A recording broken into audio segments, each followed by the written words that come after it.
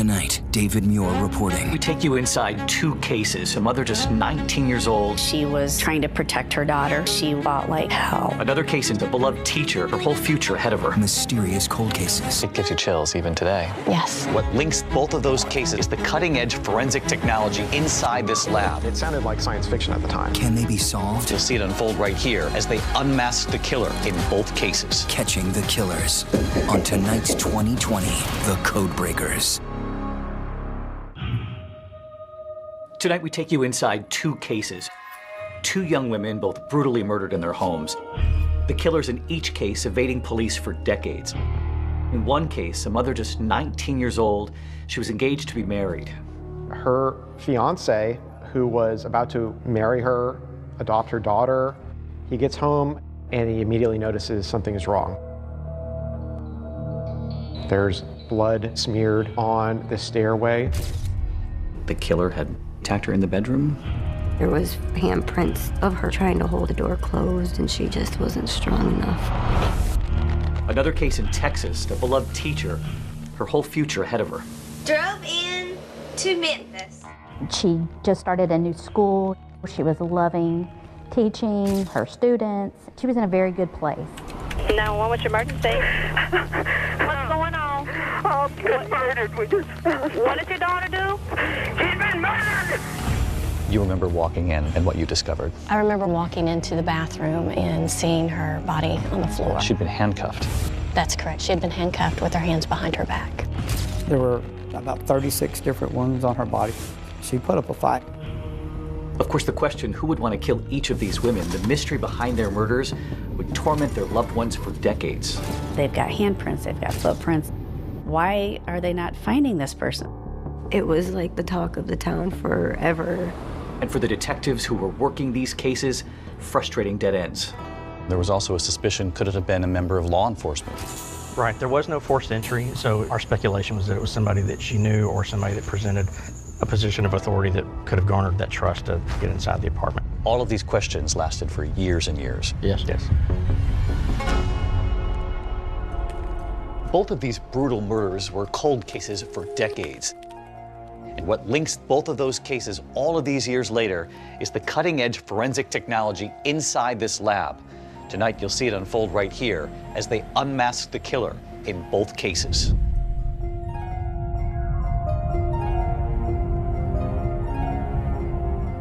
It's the first week of December 1988. 19-year-old Kathy Swartz is home with her 9-month-old daughter. In Kathy's living room, a tree decorated and ready for the first Christmas for her little baby. She was living with Mike Warner. They were, setting up their life, although he wasn't the father of the child. They were a couple and they were trying to make their way. He definitely came in and kind of was her knight in shining armor. They were a happy little family. Mike got up around 5:30 in the morning for his job. He gets home at 3:30 and he immediately notices something is wrong. Things were in disarray. Blood up the banister, and then in the bedroom was Kathy, very bloody, unclothed mostly. He would later describe it as like the walls were painted with blood. Mike is so distressed, he immediately runs to a neighboring apartment because he can't bring himself to call the police. Mike does go back into the apartment to find her daughter. Kathy's baby, who's 9 months old, dressed in pants, a shirt. She has one sock on. Her diaper looks like it's been recently changed. She was standing up in the crib when Mike walked in. This is that baby left standing alone in that crib all those years ago. She's now 36 years old. How was your mother described to you? Beautiful, happy-go-lucky. She did love like AC/DC, Metallica. She was like a little rock and roll girl. And everybody tells me that I was like her whole world.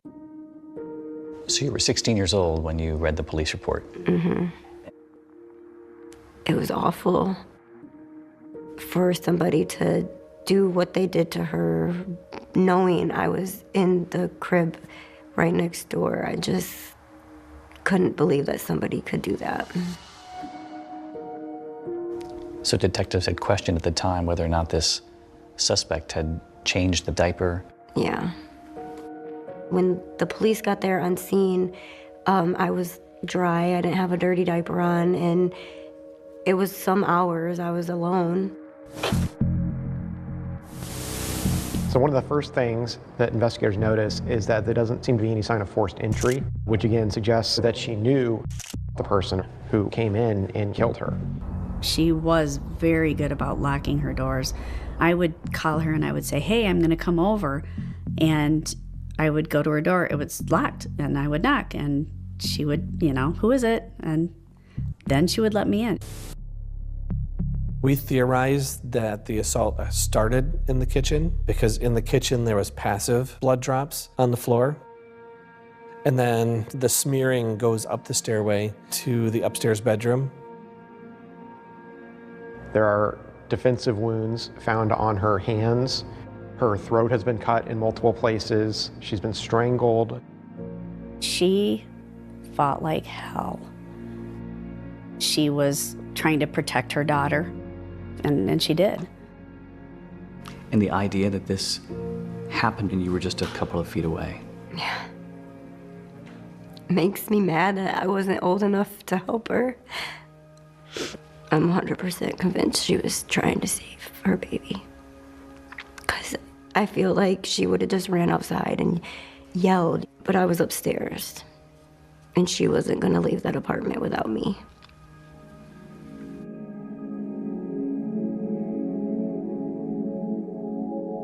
In the bedroom where Kathy was found is a phone on the bed. The phone cord was cut, but on the phone there was Kathy's fingerprints, and then there was also an unknown fingerprint in blood. In '88, obviously, DNA was in its infancy. The fingerprint on the phone, how significant? Very significant, because they were in actual blood, and it was not my mom's. There is a bloody footprint in the bathroom. It looks like the suspect took a shower after the murder to try to maybe wipe the blood off, clean up. But in the process of doing so, he left behind a left footprint, size 9, in blood. And then the person left without being seen and without being discovered. It was very unsettling that something like that could happen. It just didn't make any sense. None of it made any sense. But when crime scene investigators passed through that gruesome scene again, this time with a new forensic light source, they find a new clue, and one that was imperceptible to the naked eye. It was like a great big neon clue. It's like, holy smokes.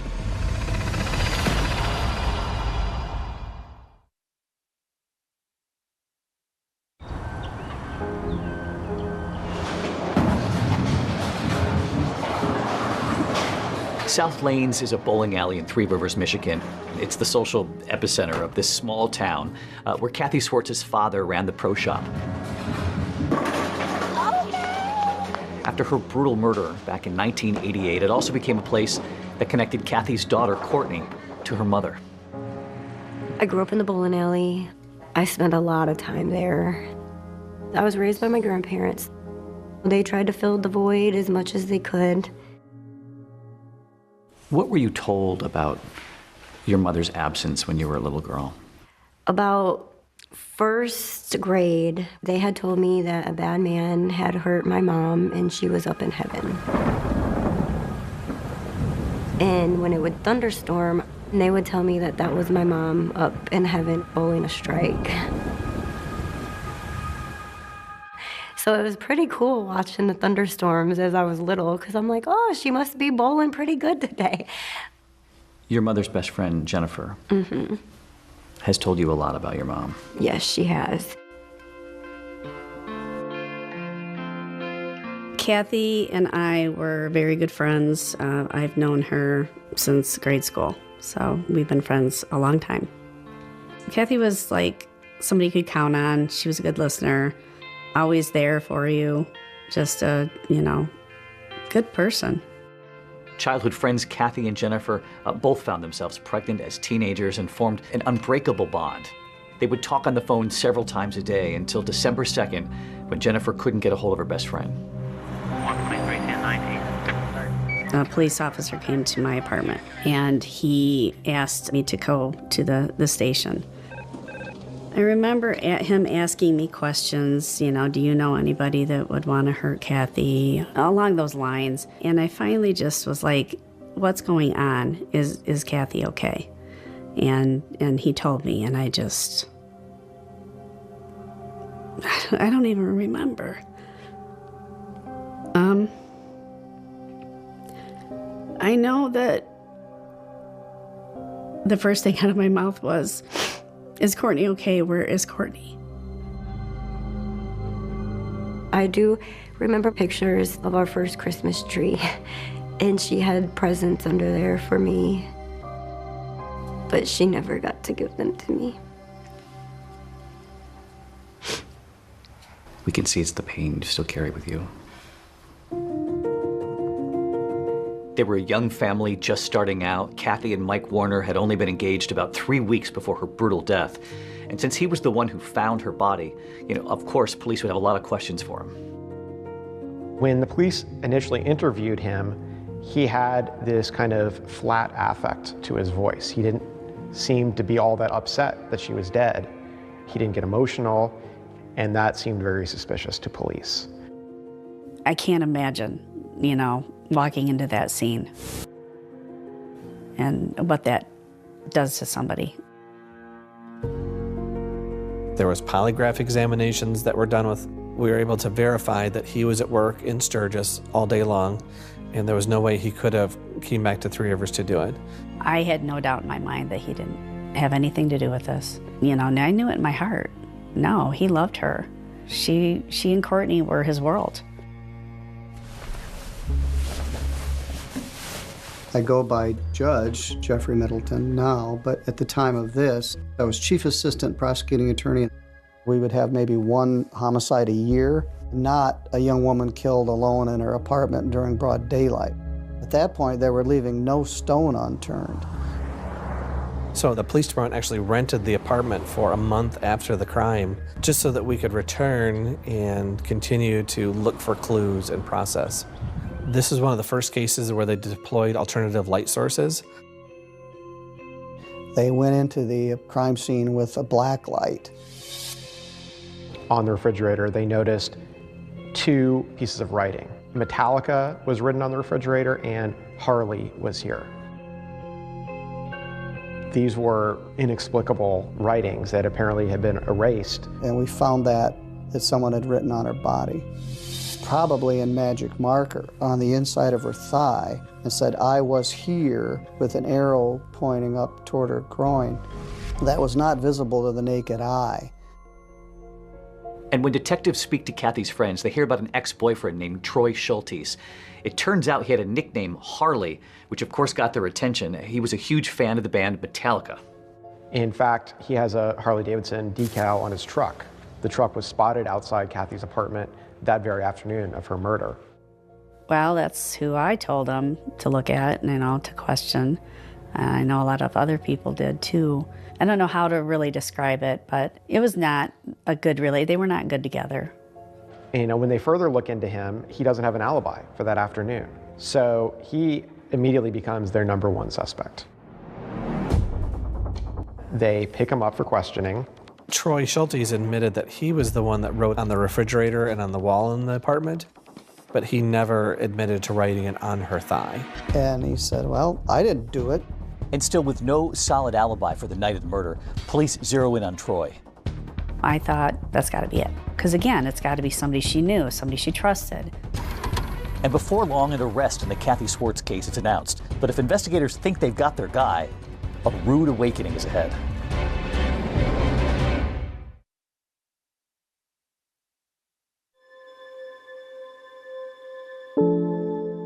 Kathy Swartz's daughter, Courtney, the baby left standing in her crib after her mother was brutally murdered, is a mother herself now. Why are you breaking everything? And she and her 4 children have stayed in Three Rivers, Michigan, finding comfort in a mother that she lost when she was just a baby. I do bring the kids out here for like holidays, her birthday, but I also do come out here a lot by myself too. Back in 1988, police believed they found the perpetrator who brutally murdered Courtney's mother, the man whose nickname was scrawled across her refrigerator, her ex-boyfriend, Troy Schultes. You know, you look at that and you think, well, that's somebody leaving a calling card behind that they were there. Without any kind of solid alibi and now under a cloud of suspicion, Troy is arrested, he's charged, and he pleads not guilty.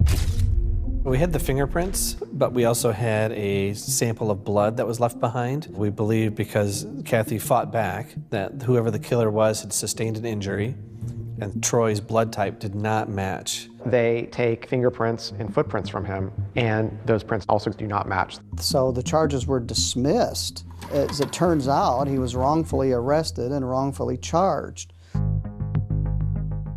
So with the investigation now back at square one, the Three Rivers Police Department, they refocused on matching the fingerprint and the footprint found at the crime scene to the killer. We had fingerprinted and footprinted so many individuals that had been living in Three Rivers at that time, and none of them were a match. I thought we would solve this quickly. So the first month passed, we didn't know, 3 months passed, a year passed, and it wasn't solved. Police even looked at similar crimes that had taken place elsewhere in the area. They took fingerprints, footprints. There was no match. And the case got colder and colder. And as DNA technology improves, law enforcement, they continue to work the case. We fast forward to 2012. We're going over the evidence again. The fingerprint that they had found on the phone was in the suspect's blood, and it was still in viable condition to obtain a DNA profile from that. And we enter it into CODIS. We think that's going to give us a hit. And of course, it doesn't. As the years continue to pass, the mystery and the collateral damage for this whole community only grew. The town was haunted by this. Did you feel the eyes of the town on you as you were growing up? Yes. And I was the baby, so like everybody wanted to take care of the baby, and you know, like it's still that way. When you don't have answers, you just have questions all the time. But it definitely changed me. It really changed me. I slept with a machete under my mattress for years. So every December 2nd represents another year without justice for Courtney and her grandparents. Today, the family is together remembering Kathy on the anniversary of her death. It's hard. Real hard. I felt a certain point that I wasn't sure that they would ever find out. Probably right there, before she died. It's been 25 years, but remembering hasn't gotten any easier for David Swartz. I think, probably the worst thing for me is the why. Why? Why did it have to happen like something like that?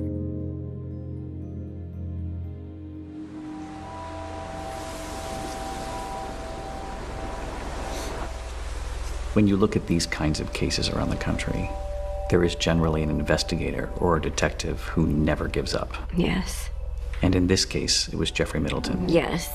He's a great guy. What was it, do you think, that kept him going on this case for so long?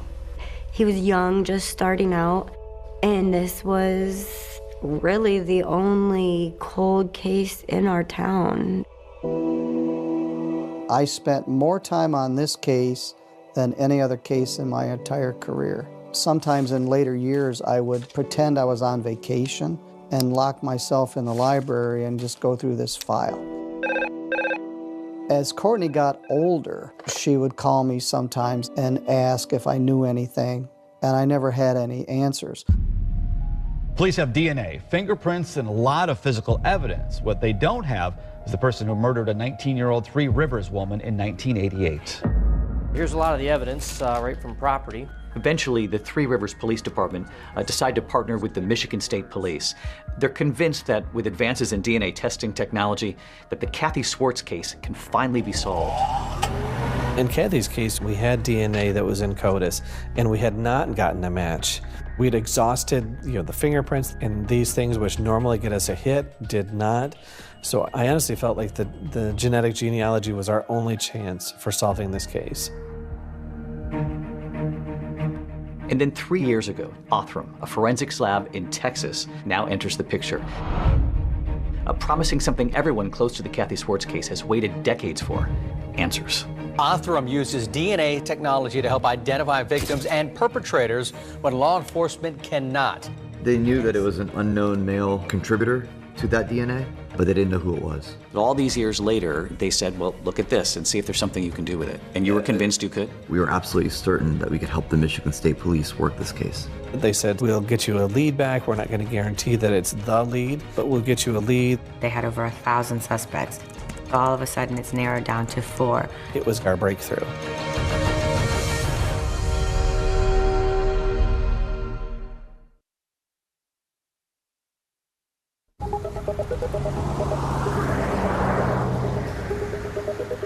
In 2022, a package containing DNA, that single bloody fingerprint from Kathy Swartz's pink phone, arrives right here at this building just north of Houston. To the outsider, it looks like just another office building, but what's actually happening inside, in these labs, is now changing how investigations across this country are being solved. This is the headquarters of Othram, a cutting-edge forensics lab that's been mentioned in some of today's most talked-about criminal investigations. And Othram has been credited by law enforcement with helping to solve cases that have been unsolvable for years now. How are you? Hi, it's good to see you. Good to see you. How are you? Yeah, Thank you. Welcome to Othram. David and Kristen Middleman are the husband and wife team behind all of this.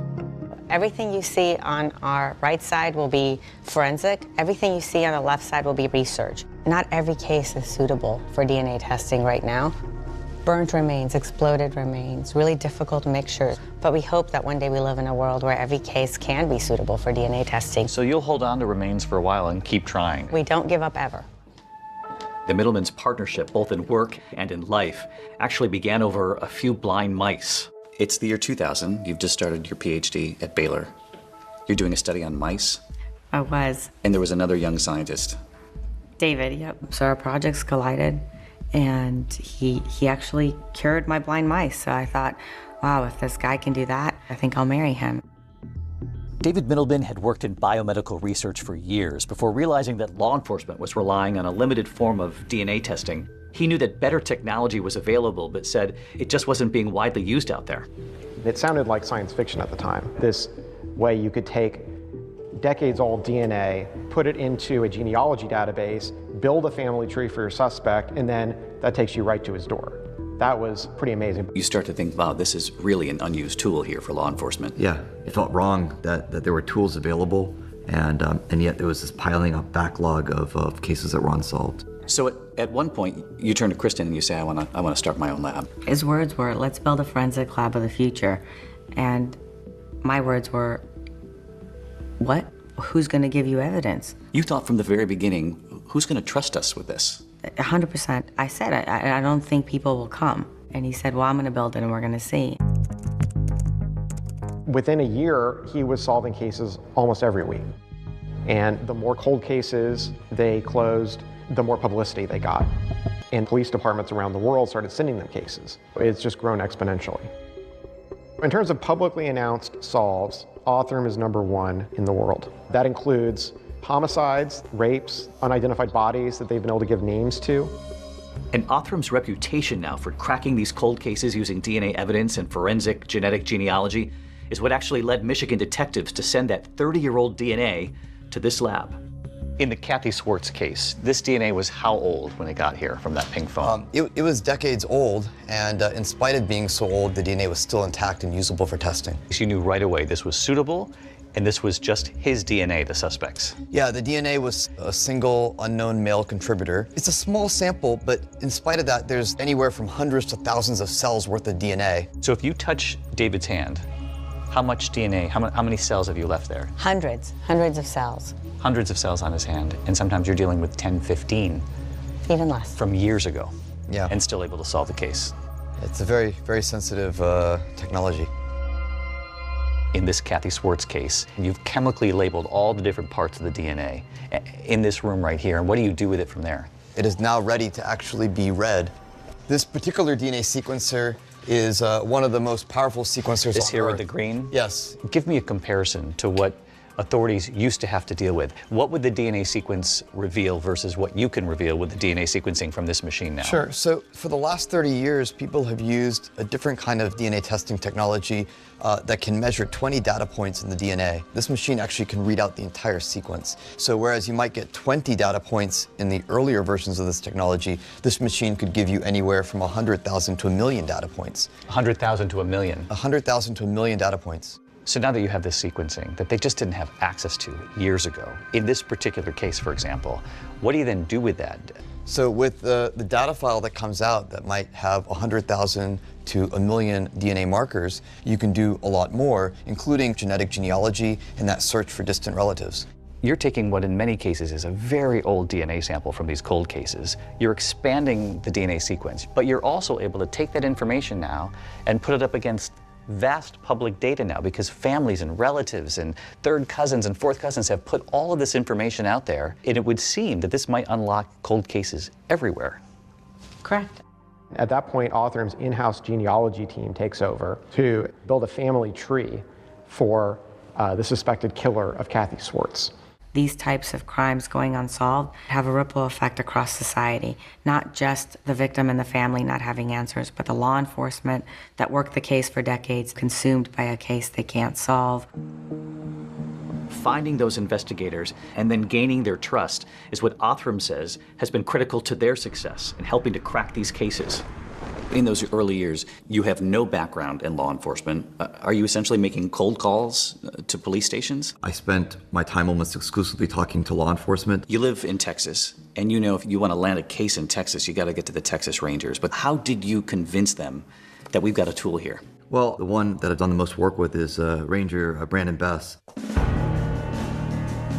Brandon Bess is almost out of central casting for a Texas Ranger. He's this imposing man with his white hat. When David Middleman founded Authrum, nobody had heard of them. And when Bess visited in 2019, he was really kind of taken aback. David walks in this room, and it's to speak to David's confidence in that he's wearing a t-shirt that's about 2 sizes too small. He's wearing jeans that have holes in them. It looks like he hadn't slept in 14 days. His hair standing up. I have instant respect for him because I can tell this is a guy that doesn't give up. Bess came away impressed. He heard about the opportunity to solve a cold case, and he thought, let's team up. And he had one case in mind. They told me it was the most heinous thing that had ever happened that was unsolved in Beaumont. That other case, that young school teacher, 31-year-old Catherine Edwards. 911, what's your emergency? Get me the police, please. What was unique about this case? The victim was a school teacher, well liked by everyone. And there was no sign of forced entry. So it's just a very odd situation, and it didn't add up. This is a crime of violence, a crime of passion, a crime of control. It gives you chills even today. Even today, yes, even today. Either it was someone that she knew or someone that presented themselves as an officer. It was almost like whispered in the hallways, it could be one of our own.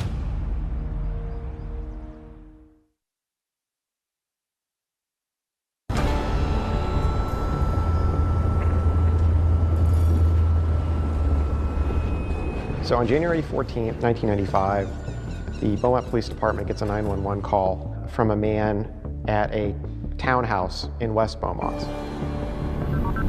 Oh, Jesus!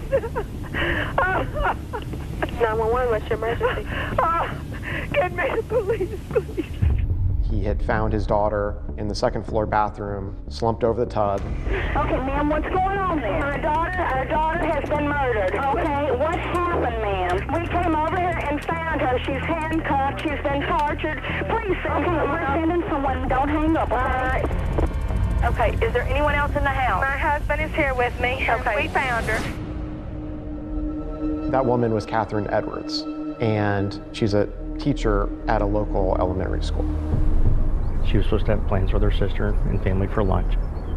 When she didn't respond by phone call, they went by her house and found that her car was still there.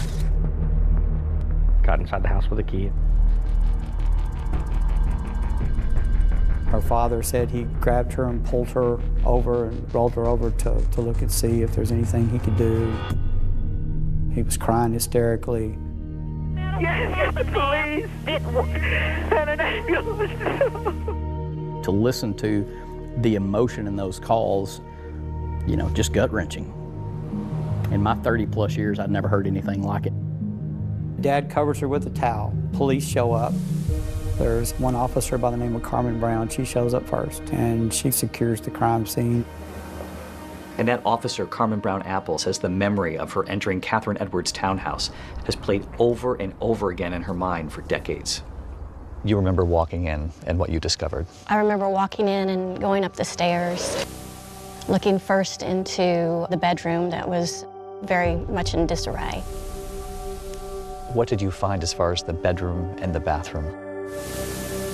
Bedroom, looked like there had been some type of tussle in there. Things had been knocked around. Sheets were partially torn off. A portion of the bedpost had come off. And then walking into the bathroom and seeing her body on the floor. She'd been handcuffed. That's correct. She had been handcuffed with her hands behind her back. When her mother said her name, yes, you thought, I know her. I know her. I went to college with her. We were in sororities together. She was so full of life and so friendly and so nice. That just always stuck with me. To come to the scene and then suddenly realize it was Mary Catherine, it just knocked me for a minute. It gives you chills even today. Even today, yes, even today. She is not your typical victim by any stretch of the circumstance. It was an extremely unusual case.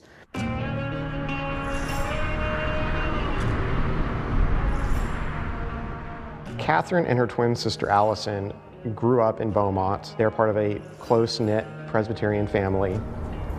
They both attended Forest Park High School and then Lamar University, which is in Beaumont. And they both became school teachers at the Beaumont Independent School District. Catherine and her sister were extremely close. When you talk about Mary Catherine and talk about Allison and look at them, I mean, they are identical twins. You can't tell them apart. They both had students come up to each other in the grocery store thinking they were the other twin. Investigators learned that her sister Allison was likely the last person, aside from the killer obviously, to see Catherine alive. Allison would tell detectives that her twin sister arrived at her house after work to pick up her beloved beagle, Maggie.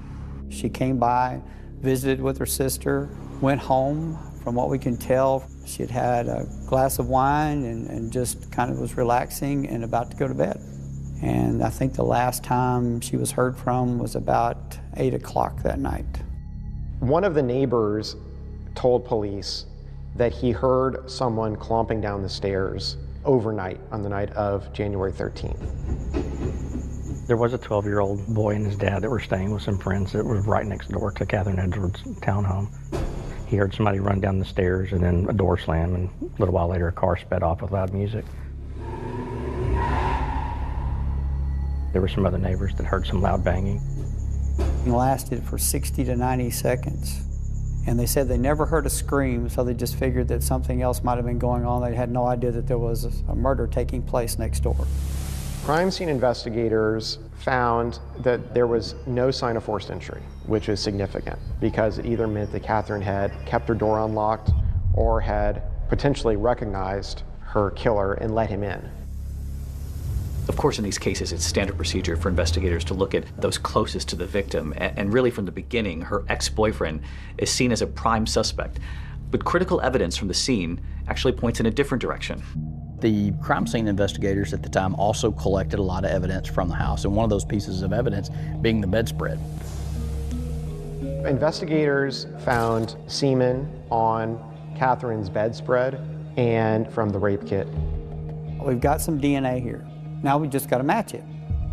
The DNA actually doesn't match her ex-boyfriend, and he's now cleared in the case.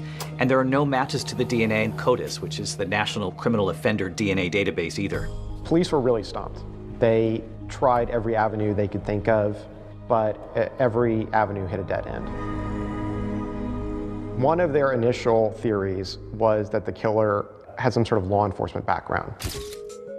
The handcuffs were Smith & Wesson. That's a popular brand with law enforcement. They were trying everything they could think of. They really did. They went and tracked down sales of handcuffs in this area, receipts. All members of the Beaumont Police Department were tested. There were no matches.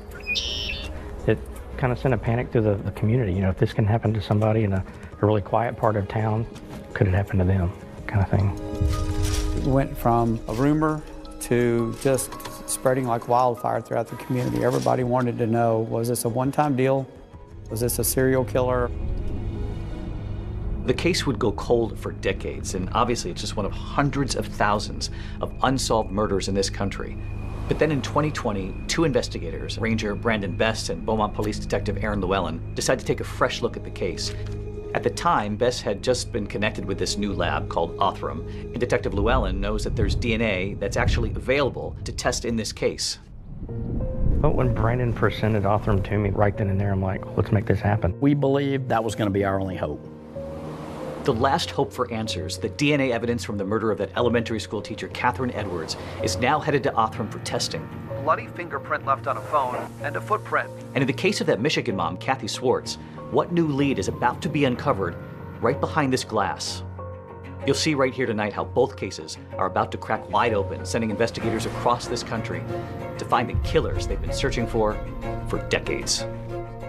The person that did it was in the 10,000 pages of police reports. You have all these puzzle pieces, but if they don't all fit together, you don't see the picture. I want you to think about the next words that come out of your mouth. I want you to think very hard about that. We felt like we had a home run right then and there. And they said he was like a godly man down there. I was like, wow, we're gonna get some answers.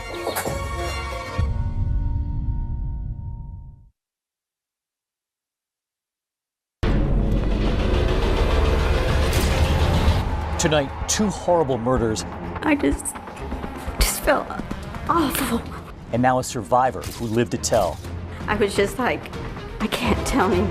I'll never tell anybody what happened. What did your daughter do? She's been murdered! It gives you chills even today. Even today. That someone had written on her body, on the inside of her thigh, and said, I was here.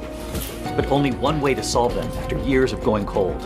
I honestly felt the genetic genealogy was our only chance. But all these years later, they said, well, look at this and see if there's something you can do with it. It's his fingerprint, it's his bare bloody footprint, and it's his DNA. It turned into a massacre. The floor goes out from under you.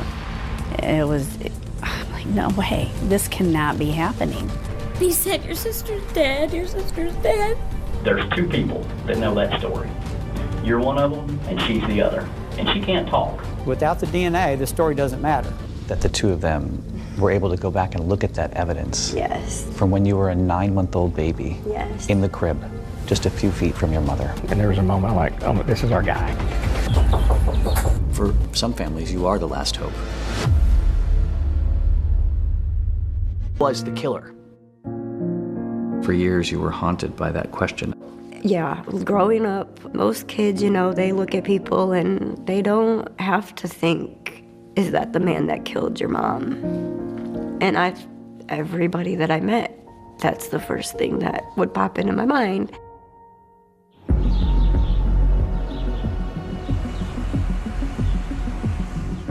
This is the original file from 1988. When you have your files in a cold case, the killer's name, it's in there somewhere. The profilers really believed that whoever it was would return to her gravesite.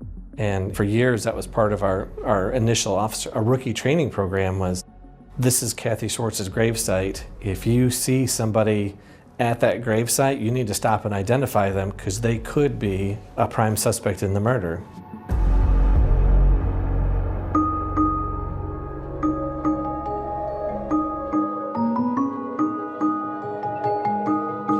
More than 1,000 miles from Three Rivers, Michigan, we're right here on the Neches River in Beaumont, Texas, where another family, heartbroken for decades, the community wondering, do they too have a killer in their midst? after the brutal murder of a young elementary school teacher, Catherine Edwards. She was just 31.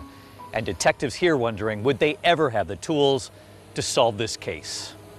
You know that every day that you don't solve that crime is a day that you're not going to be able to bring that perpetrator to justice. This certainly is a scene that has always stayed with me. And you're retired, and when you left the force, at that point it had not been solved. That's correct. Every now and then someone would dust off the case file and start looking at it with fresh eyes, and I always thought maybe this time something will spark and we'll catch whoever did this. It would turn out that spark, the one that would finally reignite the whole investigation into the murder of Catherine Edwards, was actually coming, thanks to a major leap forward in forensic technology.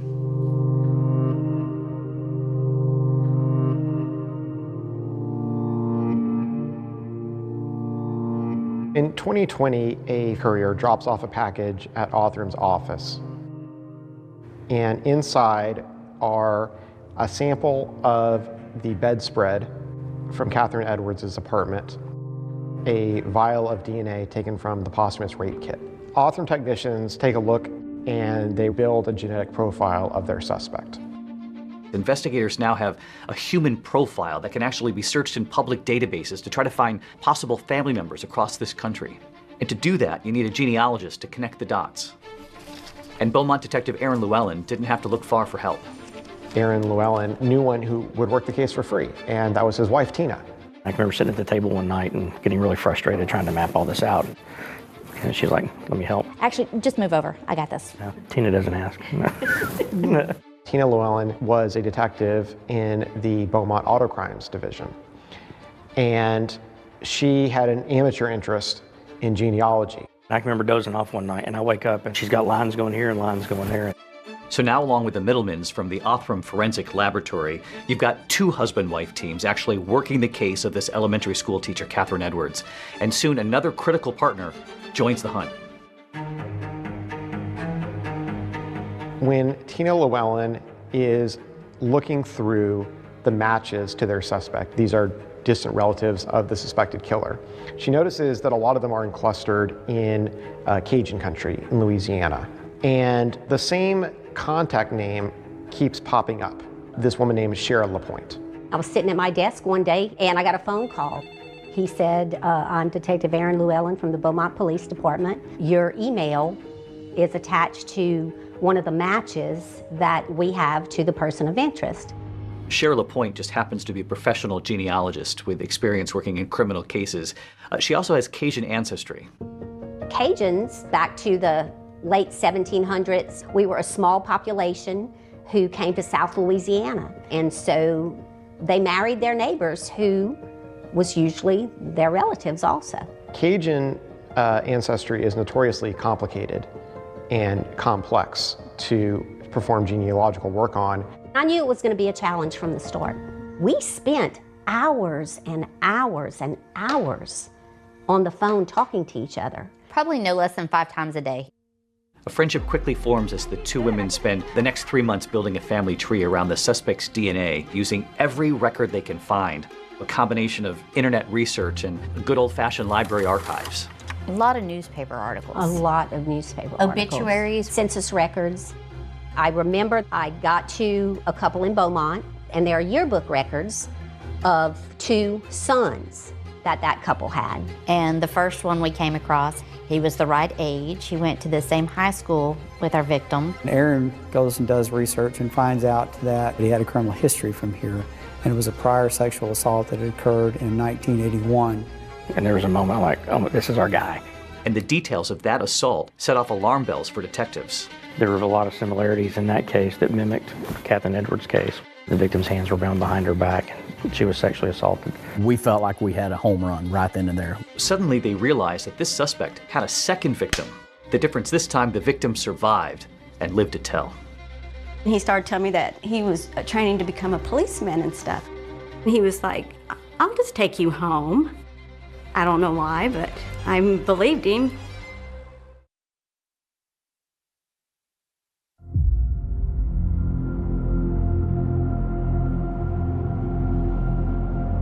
So all these years later, investigators in the Catherine Edwards case, the school teacher who was brutally murdered, now think there might have been a second victim of this suspect who is still alive, Paula Bledsoe Ramsey. I was 19. There was a new country western bar that opened up. I really didn't want to go that night, but I'd promised the other girls that I would go. I decided I wanted to leave. I was done. I wanted to get home. The parking lot was mud, and my car was stuck in the mud. I just thought, I'll just walk to the gas station and call my mom. She says a man offered her a ride home. He said his brother's name, and then he said where he went to high school, and then he said, "Do you go to Forest Park?" And I was like, "Yeah." And then he started telling me that he was training to become a policeman and stuff. And so then he was like, "I'll just take you home." And I don't know why, but, you know, I believed him. She realized very quickly that that man wasn't driving in the direction of her home. He started off being very nice. Next thing I know, we're at this field. And then his whole demeanor changed. He drove her to a nearby park, threatened her with a knife, tied her hands behind her back, and raped her in the backseat of the car. Then he dropped her off at her house.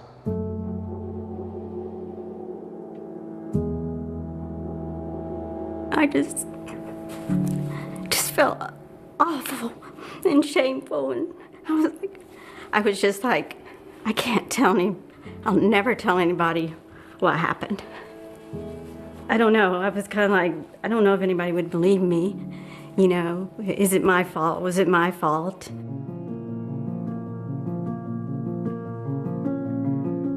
Paula said she summoned the courage about a week later to tell police what had happened.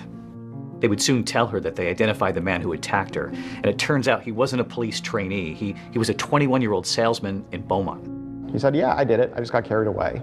She said that the prosecutor talked to her, said, "You know, this is his first offense. We want to plead him to an aggravated assault."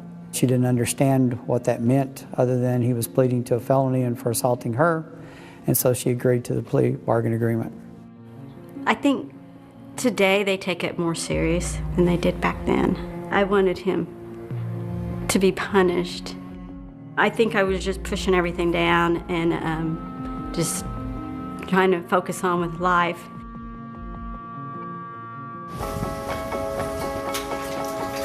Hey, good. How are you? Ranger Bess? Brandon. Yes, Good sir. to see you. Pleasure. Yes, Yes, sir. So when you looked at what had happened in 1981 with this sexual assault, you thought there's a lot here that seems awfully close to the Catherine Edwards case. I did. It turns out that the man who pleaded guilty in that 1981 case is a man by the name of Clayton Foreman. Now, this is the same name that turned up in Tina and Shara's genealogy hunt. He was one of two brothers from the family tree that they actually put together. And you might be wondering why his name never surfaced before. You have to remember that this case was back in 1981, and DNA collection wasn't even a thing by law enforcement. It was still a decade away. This is how he eluded detectives at the time. He essentially got away scot-free. As investigators get closer to solving this mystery, they begin to learn more about Clayton Foreman's background. And in a twist in this case, one of the things they learned is that Clayton Foreman, the suspect, actually went to the same school as Catherine Edwards, the woman who was killed. In fact, they probably walked down the same hallways here at school. And there was something else. Catherine Edwards was actually friends with the suspect's first wife. In fact, Catherine Edwards was a bridesmaid at their wedding. Investigators figure out that Clayton Foreman is working in a suburb of Columbus, Ohio, and he's working as a rideshare driver. We've got a suspect. Now we've got to make sure that's the right guy. So they go, they pull the trash can, they get some plastic silverware from takeout and some other things from the trash can. So you tell the FBI what you found, and they gather some trash at the suspect's home in Ohio. Correct. They shipped that down here to me, and then once I went through it, I coordinated with our lab here in Texas to see what items would be best to test, and they compared it to the evidence that we had. And we got the call. This is our guy. This is a match. Of course, we're chomping at the bit to get there to Ohio.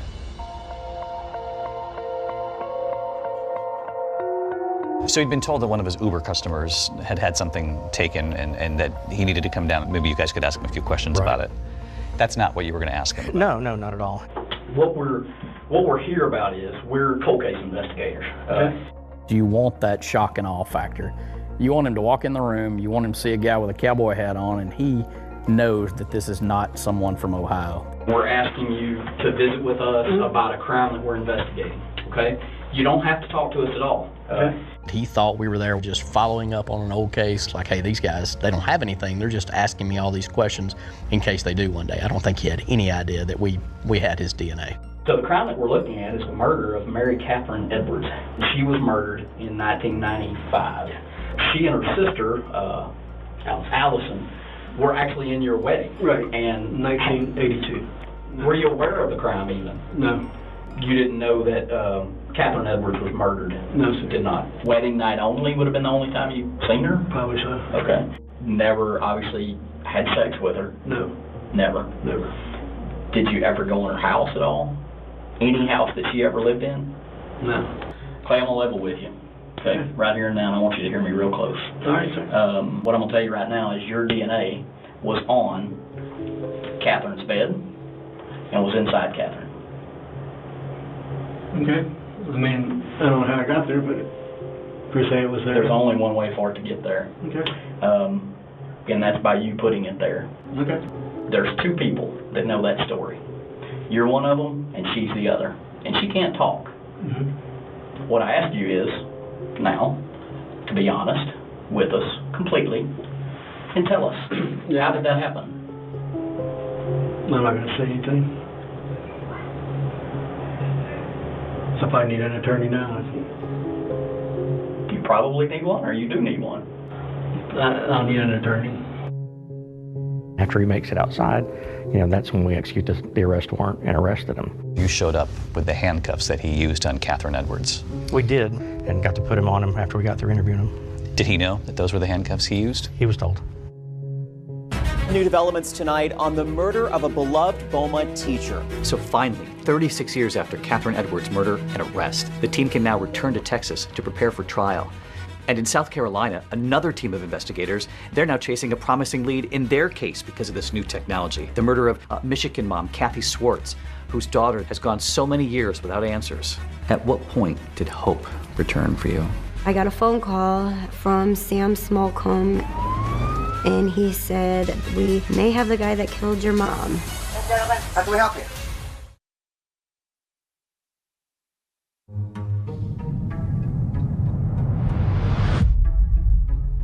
Investigators working the cold case murder of Kathy Swartz, the young Michigan mother who was murdered, her baby right nearby, they had sent off the perpetrator's DNA taken from her pink phone to that lab in Texas, Othram. So after 3 decades with no arrests in this case, Othram actually uses their cutting-edge technology to build a comprehensive DNA sequence of who the perpetrator is. So now that you have this sequencing that they just didn't have access to years ago, what do you then do with that? We could use that profile to search a database of people, and in doing this, we can then begin to figure out how these people that are near relatives are arranged on a family tree. And if we can do that, then we can begin to ask where the person that we're looking to identify might fit on the tree. In going down the family tree, you find that there is actually a family that lives in Three Rivers, Michigan, a mother and father with 4 sons. Yes. That's correct.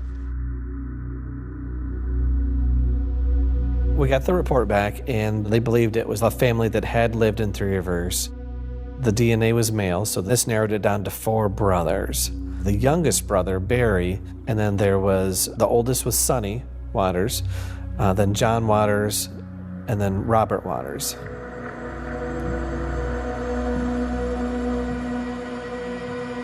We were very excited because now we have leads to run off from. We were very quickly be able to eliminate Barry because his DNA that was in CODIS. And they're able to rule him out, so they take him right off the list. Detectives then track down 2 more of the Waters brothers, who both quickly agree to turn over their DNA. 1, 2, 3, 4. And with that DNA, they're able to eliminate them as well, which just left Robert Waters. Robert Waters was married, had a couple of children, and had been living in Beaufort, South Carolina for quite some time. He was a local business owner and had a plumbing business. And from what detectives can tell from looking at his wife's Facebook page, Robert Waters appears to be a happily married family man. All right.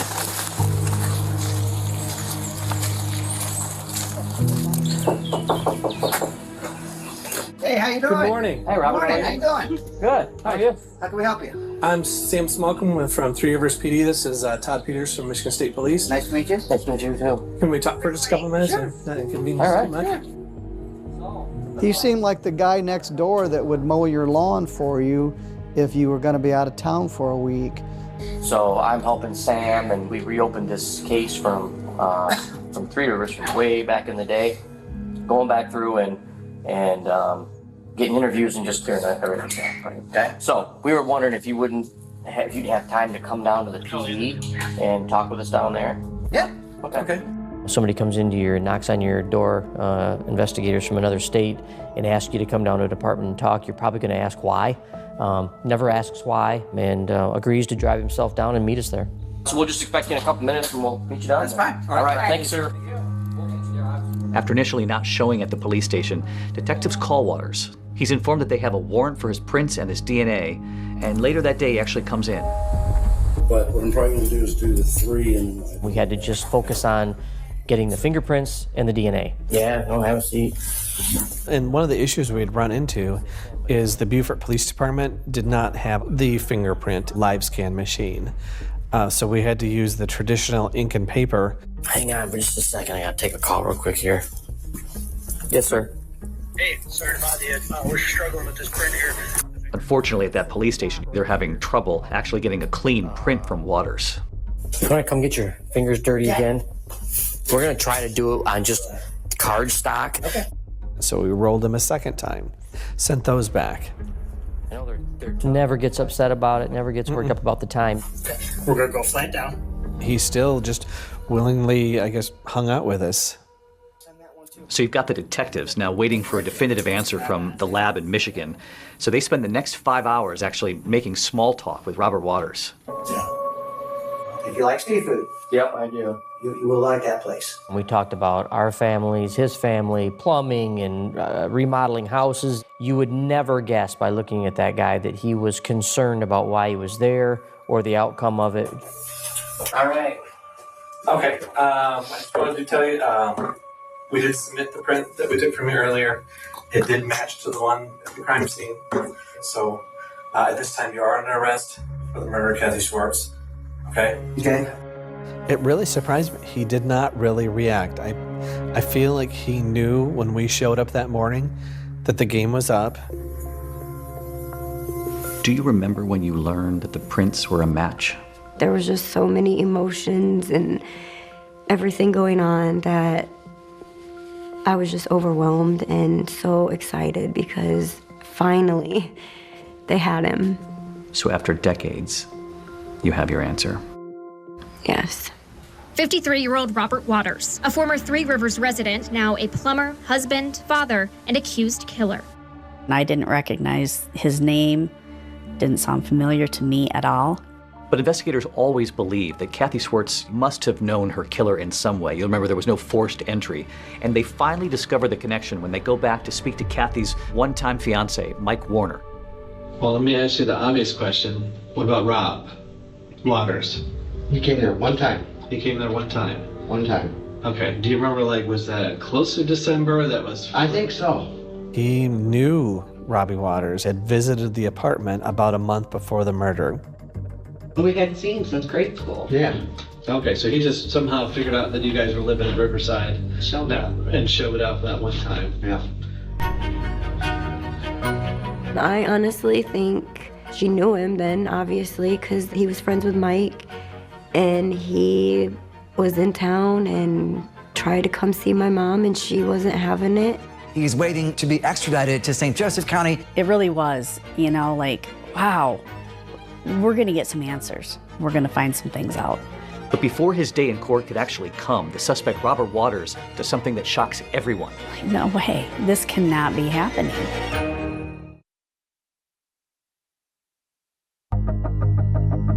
A major breakthrough in a cold case murder out of Three Rivers. Investigators say they have finally arrested a suspect. His name is 53-year-old Robert Waters.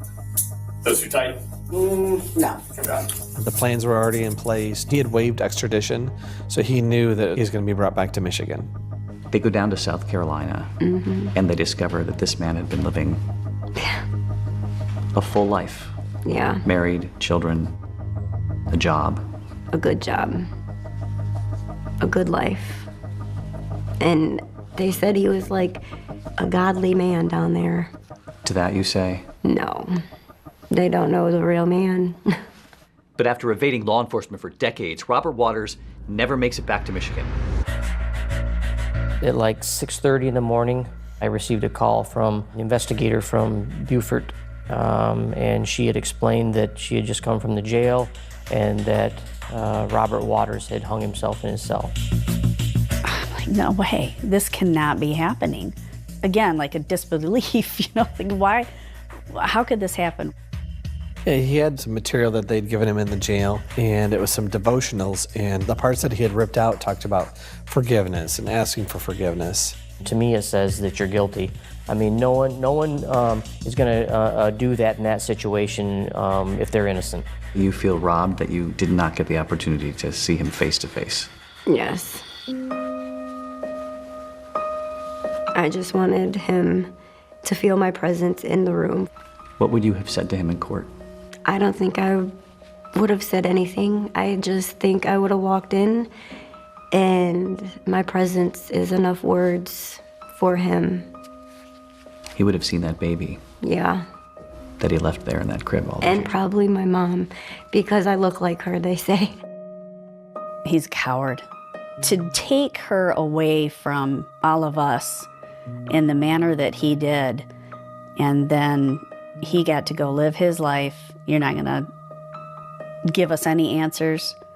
I mean, he's just a coward.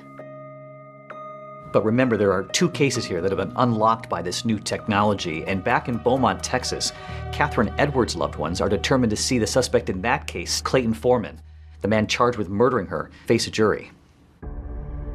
Clayton Foreman goes on trial in March of 2024 in Beaumont. He is charged with capital murder. Clayton Bernard Foreman, how do you plead to the indictment, guilty or not guilty? Not guilty. There were family there, there were friends there, there were former students of Catherine's that were there to see that justice was going to be served. Prosecutors begin by playing that 911 call Catherine's parents made for the jury. Police, please. What's going on? I've had my daughter murdered. That 911 tape was very impactful to start the trial off with. That really gets you involved and to know that something horrible happened. You know, Catherine's parents did not live to see the man accused of killing their daughter arrested. So this is left now to the twin sister, Allison, to tell jurors about her sister. Are you related to Mary Catherine Edwards? Yes, she was my twin sister. Allison is now 60 years old, and she offered really powerful testimony about growing up with Catherine. She just was always very nurturing and loving to people. And if anyone had a problem, they would come to her, and she would talk to strangers and make friends with people and compliment people, and just was an amazing person. Allison recalls the afternoon where her sister's body was discovered. Catherine just never showed up to this lunch. So eventually her father, Lum, agreed to go check on her. And my dad answered the phone. And he was frantic. And he said, your sister's dead, your sister's dead. And it was just heartbreaking to see. I mean, her twin, identical twin, is what she would have looked like today if she was alive, and there she is up on the stand testifying.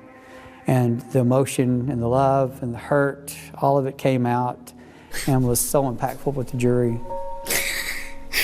Allison said when Catherine died, she thought her parents died a little bit that day too. It was horrible. They were never the same. But we decided as a family after that happened that we were gonna not let what happened kill us too, and that we were gonna live to honor her, and that's what we always did after that. In a heart-crushing moment, Allison shares with the jury how she honored her sister after her death. 4 years later, I had a daughter, and her name is Catherine. Catherine Ann, after my sister. But she never got to know her. My oldest was 9 months old, and she was her godmother, and she never got to know her either. You can know the case inside out, but until you see somebody testify and see the raw emotion that's going on, that was raw emotion that they relived on the stand. Excuse me, thank you. The prosecution's next witness is about to detail the surprising connection between Catherine Edwards and Clayton Foreman. And you got married to a person by the name of Clayton Foreman. Yes. What she's about to tell the jury about his reaction to Catherine's death. It dumbfounded me.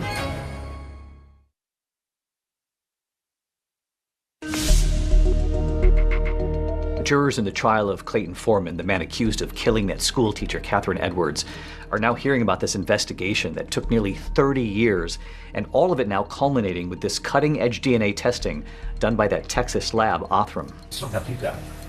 Please have a seat. I was very eager to get to the courtroom.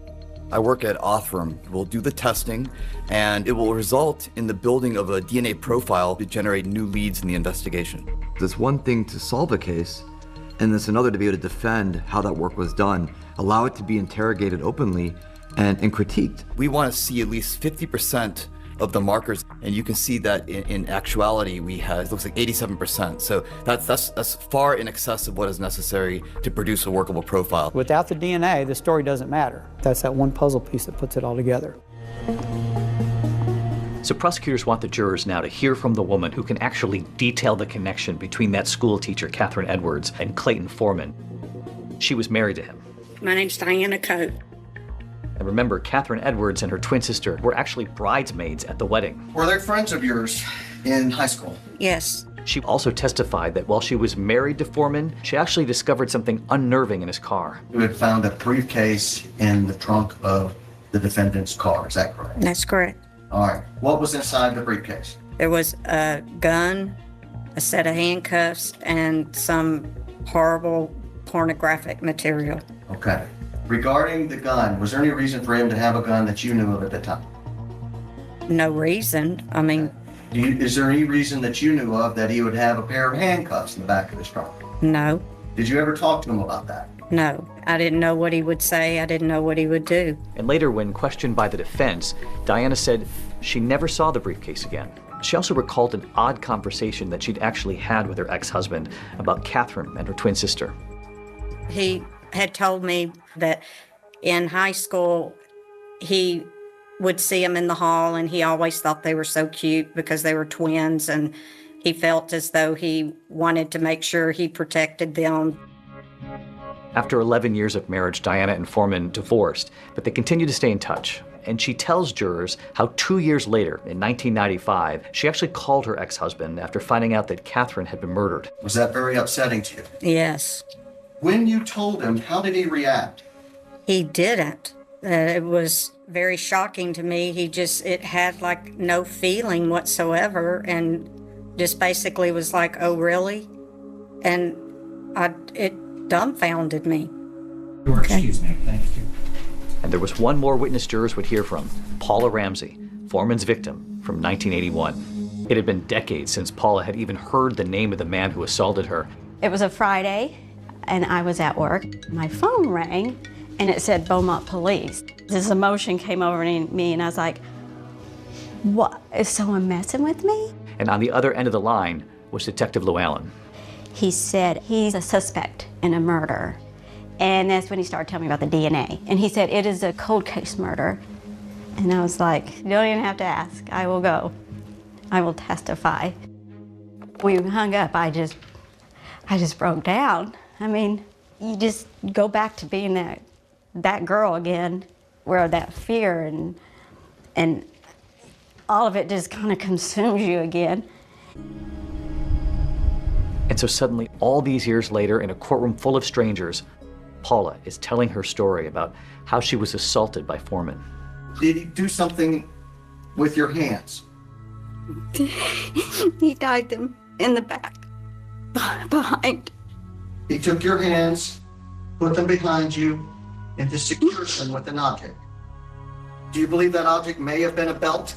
Yes. Did he threaten to cut your throat if you didn't do what he wanted? Yes. I just kind of blocked out everything else. and just focused on the questions. Did he say something that you found odd concerning what he'd just done to you? Yes. What was that? When I was getting out of the car, he said, "Stop crying. I'm sorry. I hope I didn't hurt you." You have to say these things out loud, and then knowing that he's sitting right over there, and just being in the same room, and that was hard. She relived it on that stand, and it was amazing to watch her, how brave she was to do that. You came here today to tell this jury what happened to you 42, 43 years ago, right? Yes. Who did you do that for? For Catherine. I wanted to see justice done for her. And in the end, Clayton Foreman's defense, they wouldn't call any witnesses, but they did deliver a closing statement. You, ordinary citizens, get to decide whether or not, on the day in question, January 14th of 1995, Clayton committed the offense of capital murder. He may not like it, what he did back in '81. That doesn't make him a murderer. That doesn't make him that he went out and killed somebody. The case was very one-sided, and the prosecution had all the witnesses, had all the evidence. There was very little the defense could do. The verdict is in. 29 years of waiting came down to 7 days of testimony and ultimately 52 minutes of deliberation. I'll tell you that anytime I've had a jury trial, I'm scared to death when they're walking back in that room. That is the most tense moment ever for me. We, the jury, find the defendant guilty of the offense of capital murder. It took police nearly 30 years to bring Clayton Foreman to trial for the murder of Catherine Edwards. It took the jury less than an hour to convict him. It was very fast. He was sentenced to life in prison. It was just really, I was thankful that I did it. Thankful that it did help. It did help putting him away. It was an extraordinary thing to have closure in that courtroom for that young school teacher. And that other case, the mother who was brutally murdered, her baby, just a few feet away. Now, she's about to meet the couple who unlocked this case.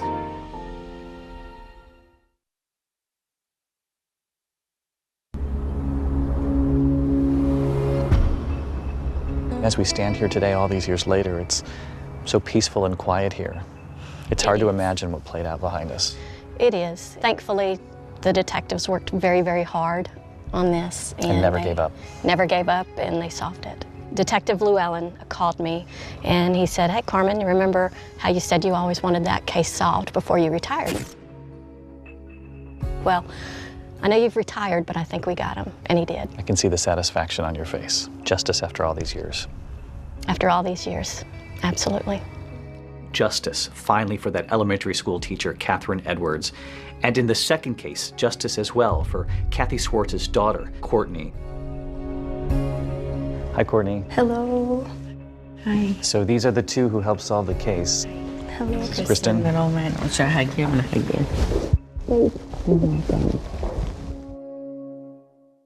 Just the idea, though, that the two of them were able to go back and look at that evidence and solve it all these years later. I can't even, I don't even have no words. You don't need words. I'm glad you have answers. Thank you. It's unbelievable just in my career to see, like when I started in '97 to where we're at today. You have these cases that are literally going nowhere. You give them this DNA sample and the next thing you know who your suspect is. Do you think that there are cases like this all over the country right now just waiting to be solved with this new technology? Absolutely, all over the country and all over the world, but finding every case, I think, would be the goal. Every one, every sexual assault, every homicide, every one of them. We need to find those cases and we need to get them submitted and worked. And that means answers finally for thousands of families. Sure, absolutely. There are tens of thousands of little tubes of DNA in crime labs across this country, and all of them have answers. I think we're going to live in a world in this lifetime where there are no unidentified victims that are named voiceless, where perpetrators are caught the first time they commit a crime. For some families, you are the last hope. For many. I don't believe in closure when you've gone through something as horrible as one of these violent crimes, but I do believe that truth allows you to turn the page. I have been living with this for 36 years, and these people, they took their time. They solved this case with DNA so I can close this book and open up my own book with my own kids. And there's no words for that. And we should know that lab, those DNA decoders, Kristen and David Middleman, Othram, they recently announced their 455th DNA match. Deborah, they are solving these cases. And how incredible, David. Catherine Edwards' killer, Clayton Foreman, will be eligible for parole in 30 years. He'll be in his 90s. He's appealing his conviction. That's our program for tonight. Thanks so much for watching. I'm Deborah Roberts. And I'm David Muir from all of us here at 2020 at ABC News. Good night. Day, because when I look back, I just think about the tragedy. 911, address of your emergency? Yeah, we have a missing person. The woman who owns the property where the wedding guests are staying is nowhere to be found. I had her neighbor go over there to check on her. She said the door's wide open, the TV's blaring, and you better come over here. It is haunting and chilling in a way that I'll never forget. Did you see anything else strange when you went in the house? Yes. There seems to be blood all over her pillow. There's 20-plus guests staying in the big house, and there's a wedding party. The house turned into a crime scene. It's taped off. The police are there. There's helicopters. There's dogs. All of my friends don't know how they're getting back to that house. These are all potential suspects in the case. I mean, this is like an Agatha Christie novel, like a classic whodunit. I knew that something really bad had happened, and it wasn't going to be good.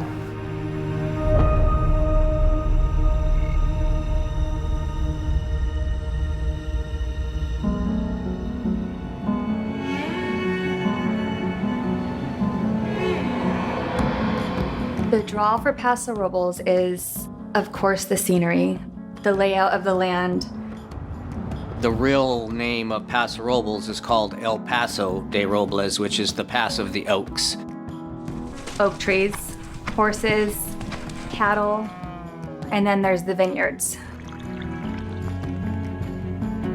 The Paso Robles area, it is very much the hotspot of wineries in the county.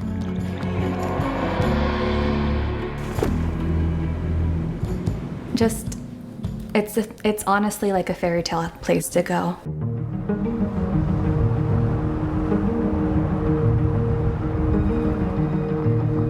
I was born and raised in California. I have close family and friends who lived and grew up not far from here.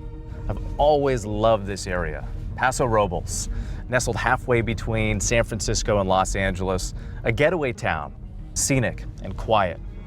But down El Faro Road, in the middle of all this beauty, something ugly took place, right here at this secluded vacation home.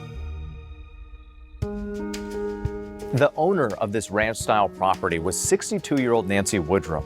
She lived alone after her husband passed away a few years before, and she was really a fixture in the Paso Robles community and ran a popular salon downtown. We are at Nancy's Salon. This is the Strand. This is where I come every 3 weeks to have her do her magic. Nancy clicked with everybody. She just had that amazing gift of just openness, kindness, just generous. And she passed on her amazing gift to her daughter, Amanda, who now is my stylist. Do you have a favorite photograph? This one of my mom and I. What makes this photograph so special? We had a special bond. I was her firstborn, and it just really shows that relationship that we had.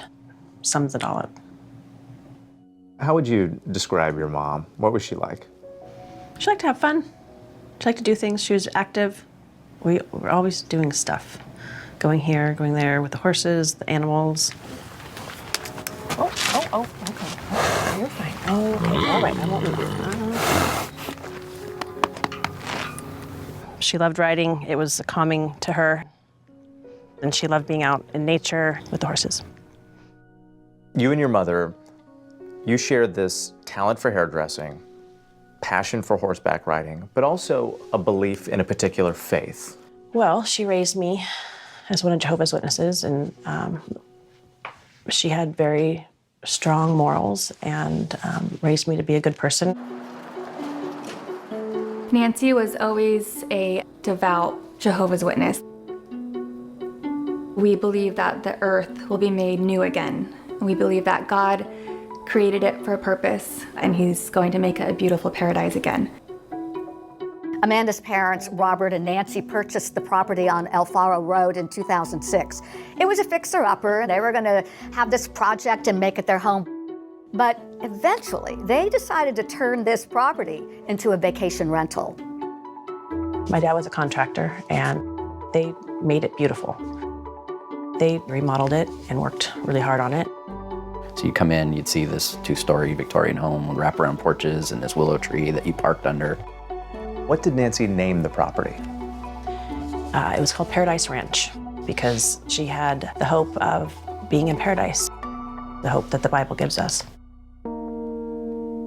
On Friday, May 4th, this big group of wedding guests check into Paradise Ranch for a weekend wedding at a local winery.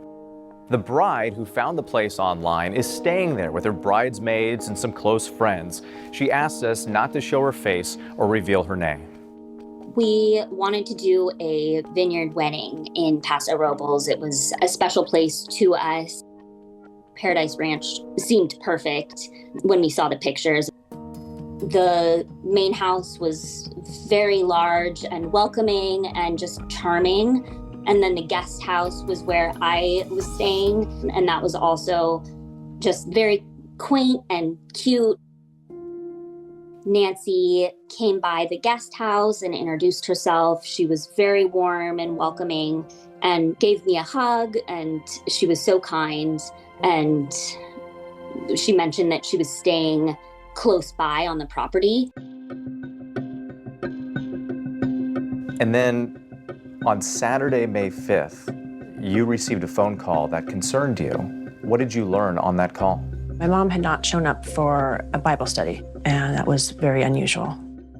I had her neighbor go over there to check on her. She said, the door's wide open, the TV's blaring, and you better come over here. What did you see when you first approached your mother's apartment? Everything was there as she left it, but she wasn't there. There was a stain on the carpet. Her sheets and her bedding were missing. I looked closer at the walls, and when I saw what looked to be splatter on the walls, that's when I grabbed the phone and called 911. 911, address of your emergency? Yeah, we have a missing person. My mother-in-law has not been heard of or seen today. Did you see anything else strange when you went in the house? Yes. What? There seems to be blood all over her pillow. Okay. There's 20-plus guests staying in the big house, and there's a wedding party. And there's a wedding party that was there this weekend? Yes.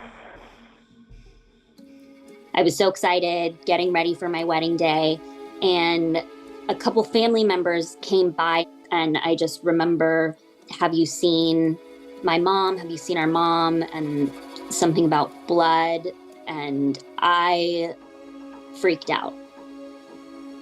I just asked if they had seen my mom today, and no one had seen her. And what's your state of mind at this point? Panic. Shaky and frantic.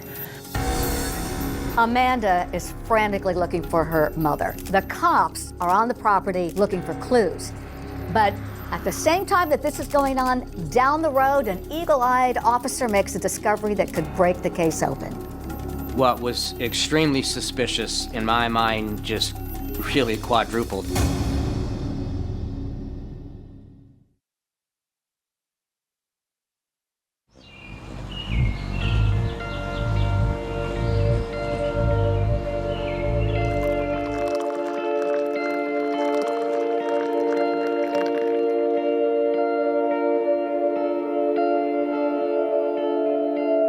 My name is Clinton Cole. I'm a reserve detective with the San Luis Obispo County Sheriff's Office. I live in a house with my girlfriend and 3 dogs and 2 birds. Hi, little bird. I usually get up pretty early. I have coffee, I get the dogs outside, I feed them, and then just relax. In 2018, I was a senior deputy with the Sheriff's Office. That Saturday, it was May, so it was a pretty nice day when I received a phone call from my sergeant at the time asking if I was available for a suspicious missing persons case. I got in my truck and was told that I needed to start heading to El Faro Road. So that's what I did, is I started towards that location. What did you first see as you pulled up to the property? I saw this very large white house. I met with the first responding deputy and the on-call detective sergeant. Senior Deputy Degnan came over. He said, "This is very suspicious. Something's very wrong here." I could sense by his demeanor, his voice, that this was not good. You're making your way around the property, and then finally you approach Nancy's cottage, right here. What's the first thing you see? I see this door is open as it is now. No signs of a forced entry. So this is inside Nancy's cottage here. What were the first red flags that you saw as you walked in? Well, when I first walked in, right here below me was 2 large blood spots. Blood stains right here. Right here on the floor. And then over here, there was a bench, and on that bench was Nancy's purse, car keys, her cell phone, her iPad.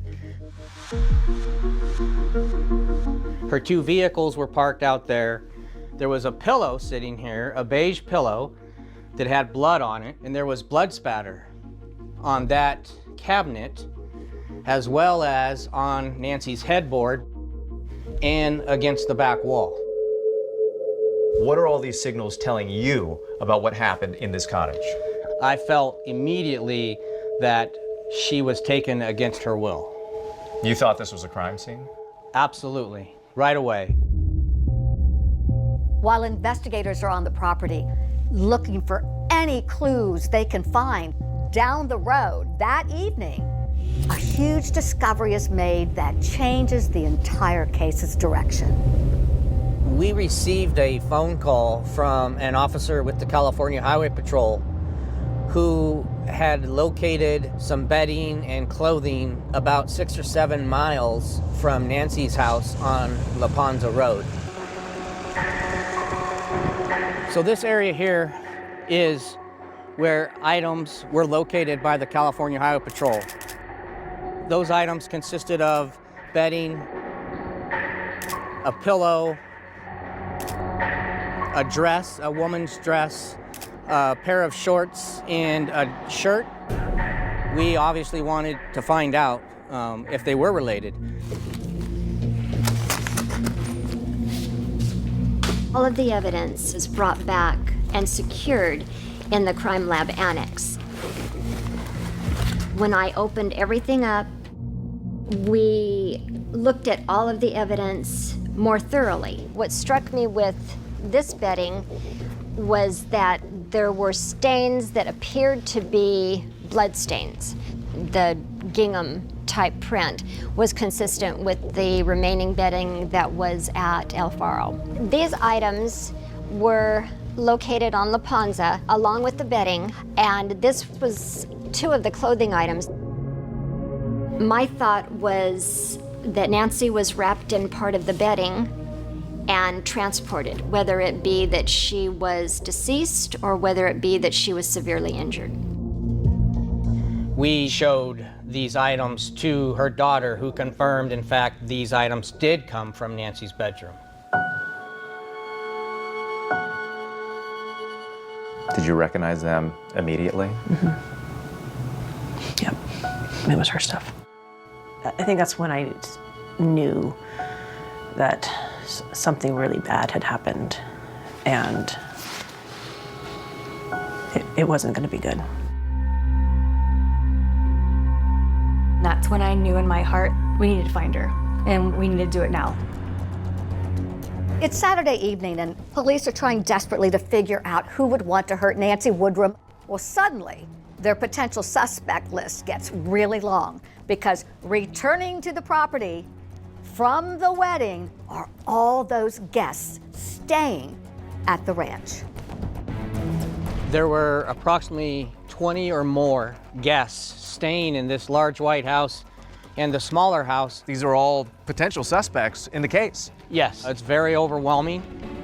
We have a missing person on this property and potentially 20 to 24 people that could be suspects but have to be interviewed. Now you have a suspect pool of 20 plus people that you've got to ask yourself, is this a thing where someone came into town for a wedding and became involved in a crime? I really feel like you can help us because I feel like you may have seen something.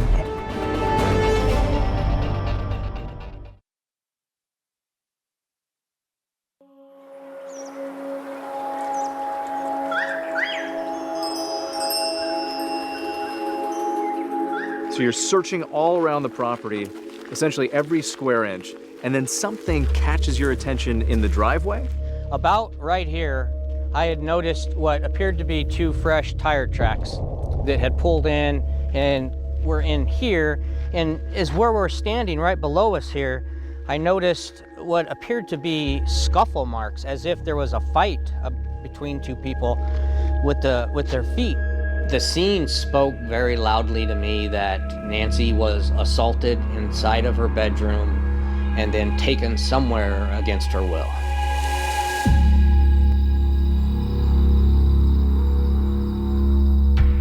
I saw a pillow on the bed. To be honest, I wasn't as focused on that as much as I was kind of the rest of the room. Janine did an excellent job of getting up on top of a ladder to look down. And that's when she was able to see what looked like a handprint. From up above, when I looked directly down, I really thought the pattern of it stood out as being a partial handprint. The one side that had a lot of blood most likely was against a person that was bleeding, and the other side that had just the handprint was that this could very well be the weapon that was used to suffocate or smother. So investigators swabbed this pillow right in the middle of the bloodstained, or the bloody hand, for DNA, and sent it off to a lab. I was at the property when people started coming back from the wedding. So yes, we have just this huge list of potential suspects, persons of interest, whatever you want to call them, that had ready access to Nancy. So Paradise Ranch is so remote that there just wouldn't be anybody else around to have access to Nancy to harm her. So it's logical that you would look right at the wedding party for potential suspects to see if maybe anybody have something to do with this. You need to talk to every single one of them. Absolutely. Well, we had a search warrant for the entire property. As the wedding guests start coming and they're being told, you're not allowed in here. Some of them had children. You know, my diapers, my food, my baby's food. The scene became a little chaotic. Is it even possible for us to be able to come back later and go to sleep there? What I'm gonna do right now is go find out what the answers to those questions are for you. What was the bride's reaction when you told her what was going on here? She was very emotional. She was upset. I was in complete shock and horrified and could not believe that this was happening to Nancy, who I had just met, and she was so kind and lovely. It's extremely frustrating to us that you can see how close this house is to Nancy's residence. So you would think someone would hear a car drive up, a scream or something, but no witnesses of over 24 people heard a thing. Anything unusual happen that you guys noticed in any way with No. anybody? No, not anything out of the ordinary. So the bride is just sleeping on the other side of the wall from Nancy's apartment. As hard as it is to believe, Nancy's door is here. It was open, and right next door, only one wall separating the two, was where the bride was sleeping. And she said she did not hear anything. I, went into the guest house, and then my girlfriends and I were doing like face masks and stuff. And then we went to bed at about like 11:15. Did my usual thing where I pop in my earplugs and go to bed.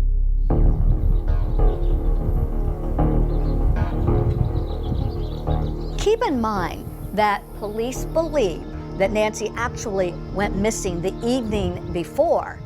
And then they learned that that wedding party that had been staying on the property, they were at the rehearsal dinner until late that night.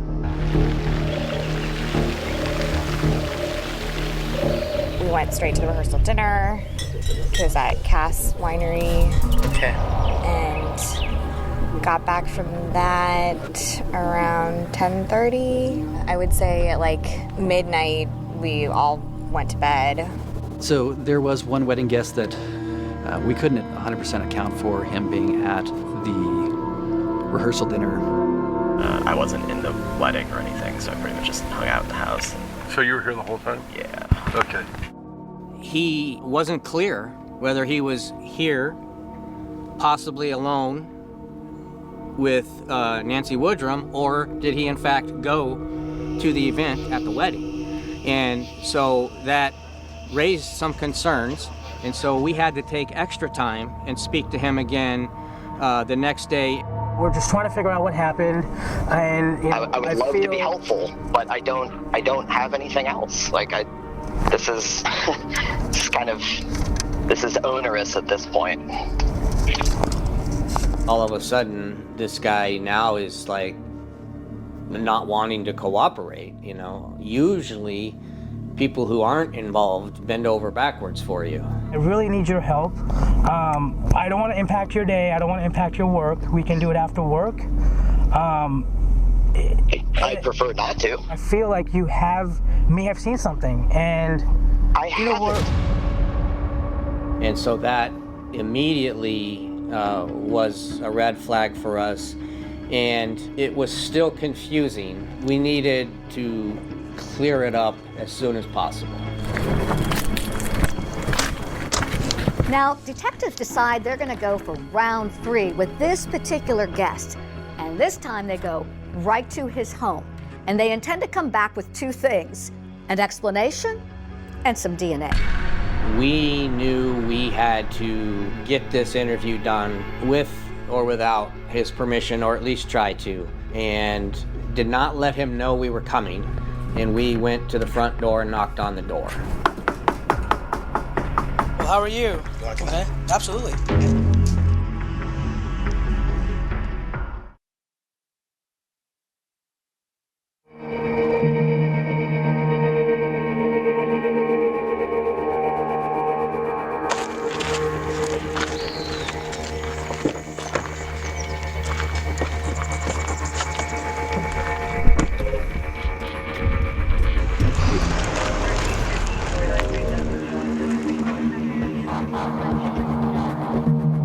There was one wedding guest whose whereabouts the night Nancy Woodrum disappeared were questionable.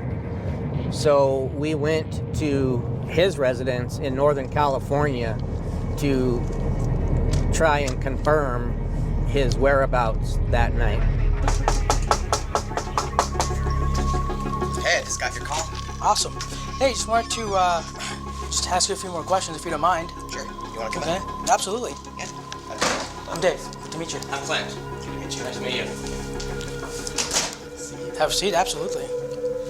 He was no longer resistive. He was very cooperative, actually appeared to feel bad for the way he had talked on the phone. We just had a couple more questions to clarify, and then just a picture. So, did you go to the rehearsal and the rehearsal dinner, or did you stay? Yeah, I'm good. I went to both. Or sorry, I went to the rehearsal dinner, not the rehearsal. I think there were a few pictures on my wife's phone that you can see of me like at the rehearsal dinner. I can show you pictures from the property. Please. Like, His wife remembered to show us photos at the rehearsal dinner on Friday. So the confusion that he stayed back was immediately erased. It was a very frustrating time for us. All right, thank you, sir. Sure. Joe, thank you. The wedding guest, who wasn't legally obligated to participate in the investigation, also agreed to submit a DNA sample. While all of this is happening, police are ramping up their efforts now to find Nancy. This shocking disappearance makes huge news in the Paso Robles community. Deputies are expanding their search, asking nearby residents for security footage. 62-year-old Nancy Woodrum has been missing since Friday afternoon. We're leveraging all of our resources to do the best we can to figure out where Nancy may have gone and what took place. This search is playing out all through these foothills and along the riverbed. There's a riverbed right behind Nancy's property line. We had search and rescue search all of this area out towards the riverbed, the exterior parts of Nancy's property. We also utilize helicopter to come in and search at a high level for signs, bodies, anything like that. We had a very good group of friends that were very close to us, and they would go out and go search, go down La Ponza, go down 58. We'd look through everything, the culverts, everything. And what was going through my mind is Nancy's a tough girl. And I know that she's a fighter. And I'm like, she's alive. We will find her and she's gonna be okay. During the investigation, we developed another lead. So not only were the wedding guests on the property, but we learned that there was a fairly large number of other people that had access to Nancy Woodrum's property at the time she went missing.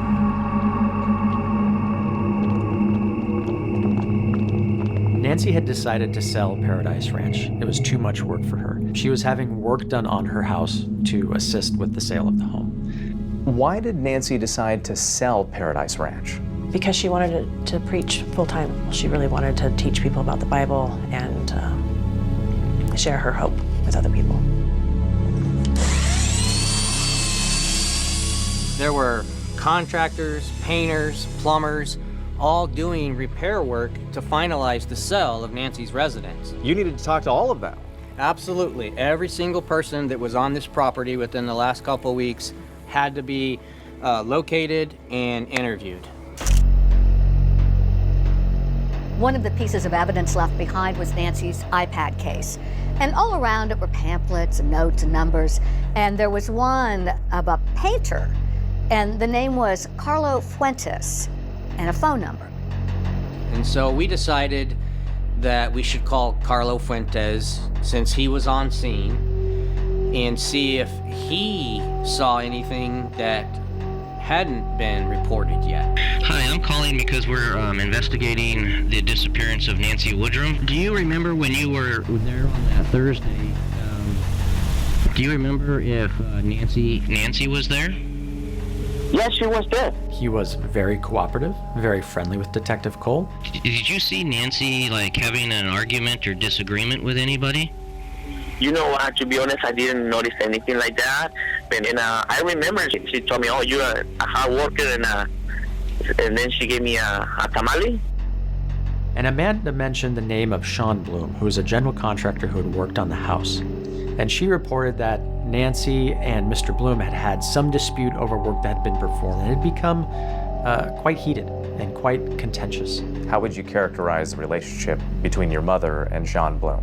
Sean was very frustrated. He eventually got fired. He did not get payment until escrow closed for the work that he had done up to that point. Like, he wanted his money. Sean Bloom was definitely a person of interest and one of the first couple of people that we called in to be interviewed once we were done with the wedding party. Actually, I don't like working with Nancy. It's been very difficult. We had issues where Nancy was not happy with our work, fired me off the job. When was the last time you talked to Nancy? It was through a text. I have it here. So. All the text messages between him and Nancy made no denials about his dislike of Nancy. And what was the nature of those texts? Let's see here. So I said if I don't get payment quickly, I'm going to begin with lawsuits against you and everybody involved. We're asking everyone we talk to, do you mind providing what we call a buccal swab to see if there's any DNA that might be associated? I hear what you're saying. I'm going to say, let me talk to my attorney. So we were like, all right, well, he won't give his DNA without talking to his attorney. 1, he's just being cautious, or 2, he's concerned. So, which is it?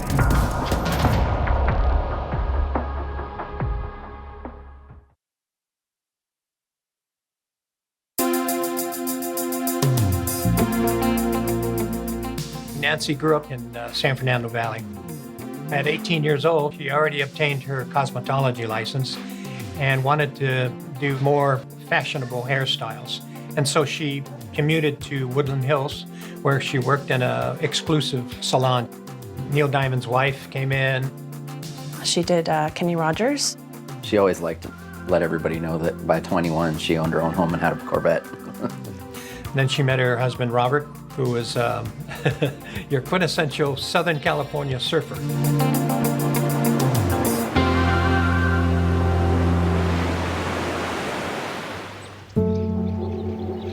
We moved up here in 1991, and it was the 3 of us kids, my parents, and we moved from Woodland Hills to the Central Coast area. I understand that there were a number of tragedies that struck the family. So in between me and my brother, Chad, there was another baby, Christopher Michael, and he was 10 days old when he died. He was born with a blockage in his intestines. And then your sister? She passed away shortly before her 18th birthday. Nancy's daughter, Amy, passed away from cystic fibrosis. Amy was a great person, and it really broke my parents' heart. Yeah, it was sad. And I understand then you lost your father suddenly. Yep. Unexpectedly. Yep. What happened to him? He had a heart attack and collapsed as he was getting into my car. It was hard. It was very traumatic. How did Nancy cope with all of these tragedies? She had really strong faith in God and a good hope that she was going to see her loved ones again, and that really got her through. After suffering through all these tragedies, now Nancy herself has vanished into thin air, and her loved ones are hoping against hope that somehow she'll turn up alive and well. The family's obviously anxious. The investigators are anxious. They're trying to figure out what happened. The community's interested. Is this going to happen to somebody else? We know that a timeline is essential to a detective. And about a week into their investigation, they make a critical discovery that's going to tell them exactly the time that Nancy went missing. At midnight 17, there was a 911 call that showed up on the bill for 0 seconds, meaning it didn't go through. It gets shut off somehow. Like in a split second? Like very quickly. What that did was provide what appeared to be a pretty good time and date stamp on when something bad may have happened to Nancy. Approximately 12 days within the investigation, we got a big lead. The lab informed us that they had developed unknown male DNA on the pillow that we submitted from Nancy's bed. They submitted to the state database, CODIS, but no matches were found, which meant that the person whose DNA this was had no record. To our surprise, several days later, Sean Bloom contacted us and submitted his DNA voluntarily, which cleared him as a suspect. The DNA results also cleared that wedding guest who police initially found suspicious. But as they started digging deeper into the case, they found something surprising that has investigators wondering whether this was a highly personal crime with a possible suspect much closer to home. In terms of looking at all potential suspects or persons of interest, there was information that was provided that she potentially had conflict with her son.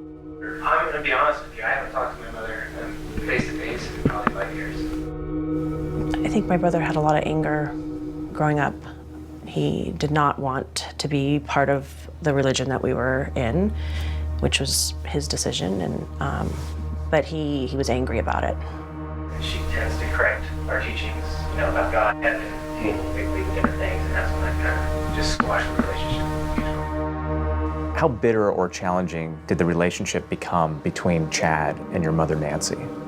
At the point of her disappearance, it was not good. They hadn't spoken in quite a while, and my mom was not allowed to see his kids. But Nancy and Chad were texting each other the night before. Right before she disappeared. Yeah. And she was reaching out to my brother, trying to just get on common ground maybe with him that way. He was the last text to her that she had in her phone. He said he doesn't trust cops and that he's not coming to the station. We were welcome to come to his house and interview him. So we did, and he refused to give his DNA. And he was adamant about it. Can I mention the DNA sample? So it would just solely be specifically for this investigation? I've heard of cases of misappropriated samples, and it can ruin people's lives. And unless it's mandatory, I strongly stand by my decision. So we surveilled him. We watched him drink 5 or 6 beers. He put the empties in the cab of his truck, and then he drove home. Chad was stopped and arrested for driving with an open container. While the charge was dropped, those beer bottles were sent to the lab for DNA testing. Chad ultimately was cleared by DNA. The case kind of did stall because you got a lot of people we've looked into up to this point, and we're not getting a lot of traction. Was there a point when you felt like you were desperate for news? Right. Yeah. We just wanted to figure this out. I was more than willing to help. No one knew where Nancy was, and needed something to break. Detectives are about to throw a Hail Mary. They're going to use a relatively new crime-fighting tool, one this department has never used. If it's successful, they'll be able to find out who was in Nancy's cottage at the very moment she disappeared. I'm excited. We've got something to go on now.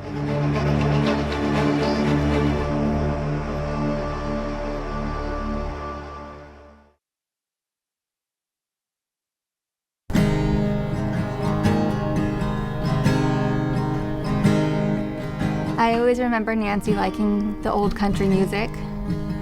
We'd always be playing music either at Nancy's house or my family's house, and it was a big part of our lives. Every summer they would set up a concert series, and Nancy volunteered her property for this. It just was a music party, and everyone would dance, and she loved that. This was one of her favorite songs that she liked when I sang, and it's called Syrup and Honey by Duffy. Don't you be wasting all your money on syrup and honey. It'd be good.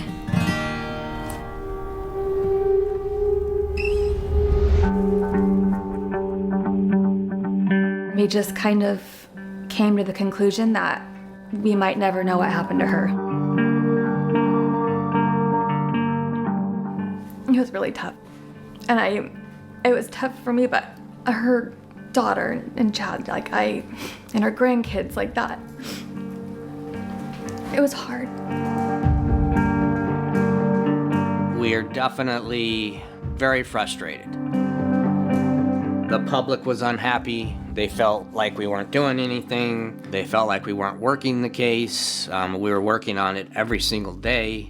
The case kind of did stall because it came to the point where we sort of ran out of investigative leads. Other avenues had to be explored. And one of the detectives had recently heard about this novel type of evidence called geofencing. So you've hit a wall in the investigation, you decide you're going to try something new called geofencing, and this is something that really hasn't been done in California before. At that time, yes, we were one of the first agencies in the state of California that did this, what is called a Google geofence. You can put a fence, a virtual fence, around an area, a house, a property, and Google will track which Google accounts, emails or cell phones, come within that fence in a given period of time. These are actually GPS coordinates that you send to Google. Yes. You're essentially able to isolate not necessarily who's on the property, but what devices may be on the property, and that's giving you an avenue to now investigate. It doesn't matter what kind of phone you have, iPhone, Android, Google is tracking you. That is correct. As long as location services are on your cellular device, Google is tracking that phone and you. In order to obtain Google geofence information, search warrants needed to be written and served upon Google for a very specific time period. Now remember, because of that interrupted 911 call at 12:17 a.m., well, that gives detectives a timeline to work with as to when she went missing. Then Google sends the results. And what do you see? What you're seeing here is what we got back. So this is your first fence. Some people feel that there are privacy concerns. Paradise Ranch is in a rural area, and there are not going to be a lot of unknown people who are going to be located in this geofence. So little by little, we're zooming in here. These are the phones associated with the wedding guests. That is correct. The larger circle here within this circle is all wedding guests, and it looks like there's 4. Yeah, 20 plus wedding guests. Correct. The reason their phones aren't showing is their phones are probably kind of in silent mode, sleeping, no apps are being used, so that's why you only see 4. And just to be clear, this number, this is not a phone number, correct? Correct. Google assigns each cell phone its own device number. The device number is right here, and that is specific to whoever owns that phone. It's like a fingerprint. By now, all the wedding guests have been cleared, so those numbers are not really the major focus of detectives. What is the major focus is what they see when they examine Nancy's cottage. As we get here, that is actually Nancy's studio, and we see a cell phone, what we call pinging, basically right in the wall of Nancy's studio. It pings here at 1:33 in the morning and at 01:52 hours. And that's the time when you believe Nancy disappeared. That is 100% when we believe Nancy disappeared. I can tell you from my perspective, I'm excited. We've got something. We've got something to go on now. Could it have been Nancy's phone? We don't know. But what we do know is it's at strange, odd hours, and it's inside her studio. So this is a potentially huge moment in the investigation. Either that phone belongs to Nancy and it's another dead end, or it belongs to someone else, you get a name, and that person becomes your most likely killer? 100%. Either that device leads us to a suspect, or we are back to absolutely nothing. Square one. Yes.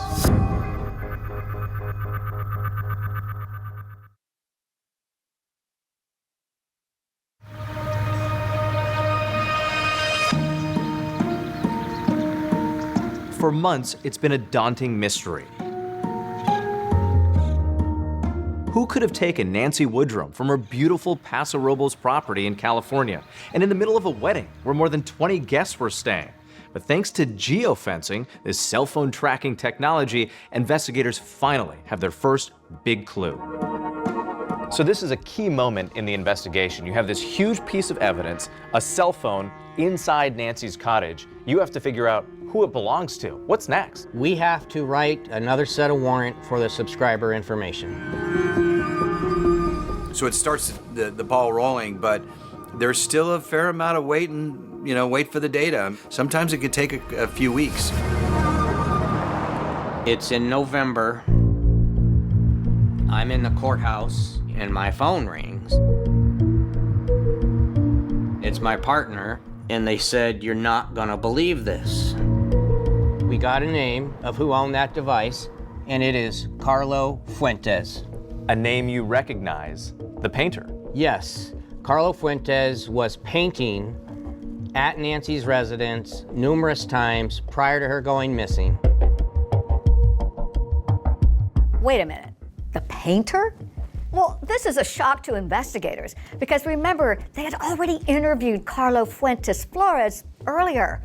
This guy was cooperative and mild-mannered, and there was no reason to suspect him then. But now, there's a reason. We know it's his phone, we know he's there, we know he had that opportunity because he's familiar with the property, he was familiar with Nancy's habits. All those things added up.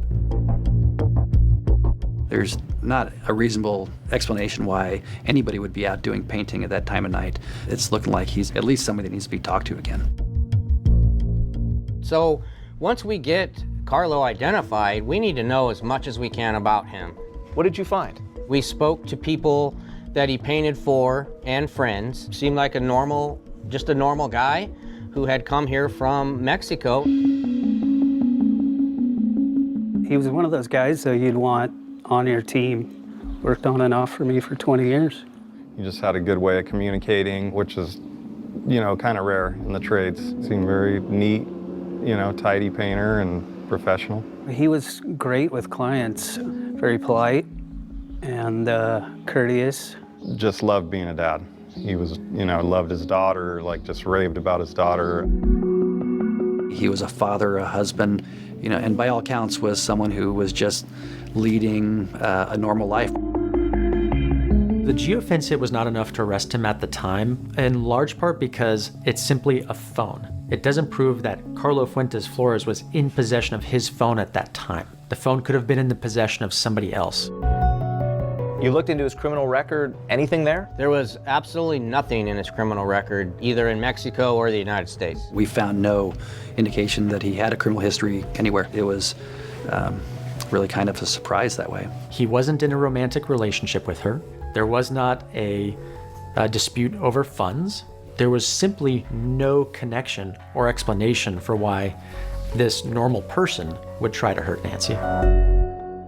Now, this is quite baffling to detectives because their initial findings just don't fit the pattern of a suspect in a brutal crime. It isn't adding up why Carlo's phone was at Nancy's cottage. That is, until they do a deep dive into his Google search history and find something surprising. You found something unexpected? Yes, he was doing Google searches for cougar and sexy lingerie videos. That's odd. That is odd, yes. As you can see, cougar lingerie porn videos, sexy cougars. This has a theme to it that is tied to our case.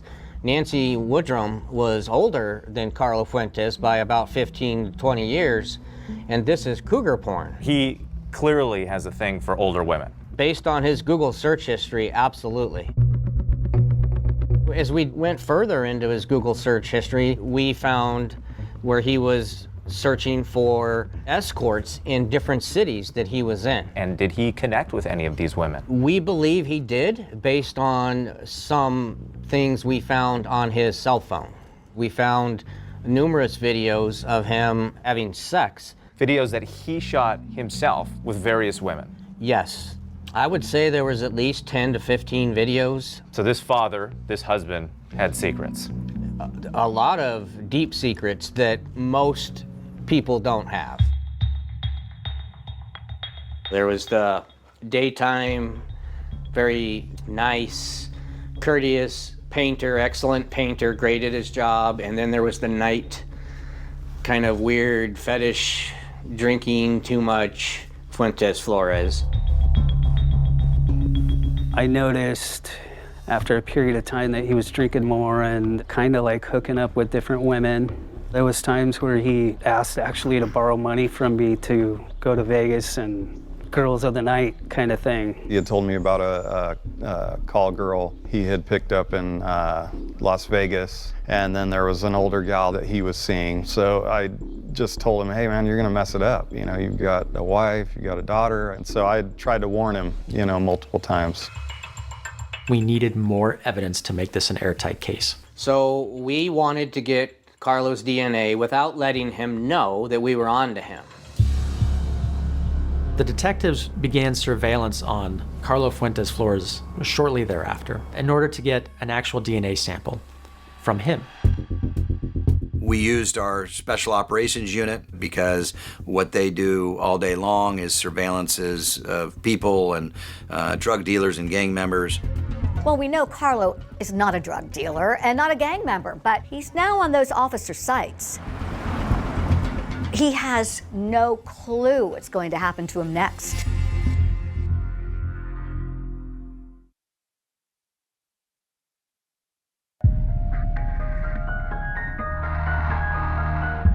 So now investigators have that geofencing evidence showing Carlo Fuentes Flores' phone at the crime scene.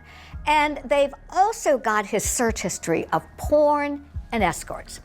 But they're after more conclusive proof that he did something to Nancy Woodrum, a DNA match to that bloody pillow. So we followed him, and he went to a local restaurant,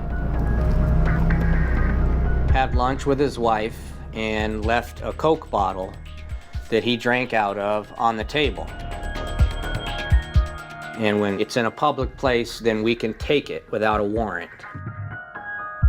They retrieved this Coke bottle, they took it to the DNA lab, they had the DNA pulled on it, and it matched the DNA that we had on the pillow. It's a match.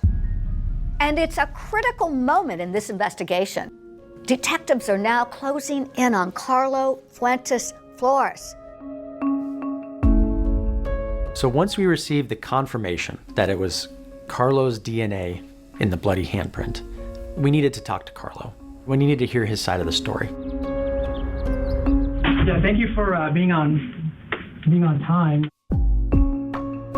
This is the room where you interrogated Carlo Fuentes. Yes, it is. This is the room. My partner, Dave, was here with me. I was off to this side. You're asking him a variety of questions, and in this clip here, you're asking about his job painting at the property. What exactly were you guys painting? Like the deck, the trim fascia boards? No, it was the deck. On the big house? Yeah, on the big house. So you then start showing him pictures of the property. So that's what you consider the big main house? Yes, And that's where you did a lot of work, and the deck's back here? Yes. And you used the bathroom in there? There was a bathroom in the main house and down below. And then we use a bathroom in this area right here. What were you trying to do there? What we're doing is we're putting him on the property. We wanted to know that he knew where Nancy's studio was. They're looking for things that that person's going to tell them that is not true. And presumably that person has no idea what we know. Did you know where Nancy stayed? To be honest, I didn't even know that she was staying in that area. He was painting for Nancy, and she was nice to him and gave him tamales, and they read scripture together, and then he doesn't know what happened with her. What have you heard about? You know what? What happened to her? The only stuff I heard, it was from my boss, that she just disappeared and that's it. And then we never, heard anything else. So at this point in the interrogation, he's saying he doesn't know anything about what happened to Nancy. But then you start applying a little more pressure. Yes, that was a plan of ours. Please don't take this the wrong way, but are you in any way involved with Nancy missing? Oh, no. No. Any reason why anyone would say that? Well, because there's no reason. Yeah, there's no reason. Now they ratchet up the pressure. They let Carlo know they have DNA evidence, and they don't buy his story. We've done a very thorough investigation. We've spent thousands of hours on this case. Because we waited for all of the evidence, we were able to say, no, We know you came back. We know a lot of stuff. We're giving you a chance now to change your story and be honest with us. Okay. If you have something else that you'd like to tell us. At that moment, in my opinion, he knew we knew. It was no longer what do they know, it was, oh no, they know. And you could see his body change. Oh my God.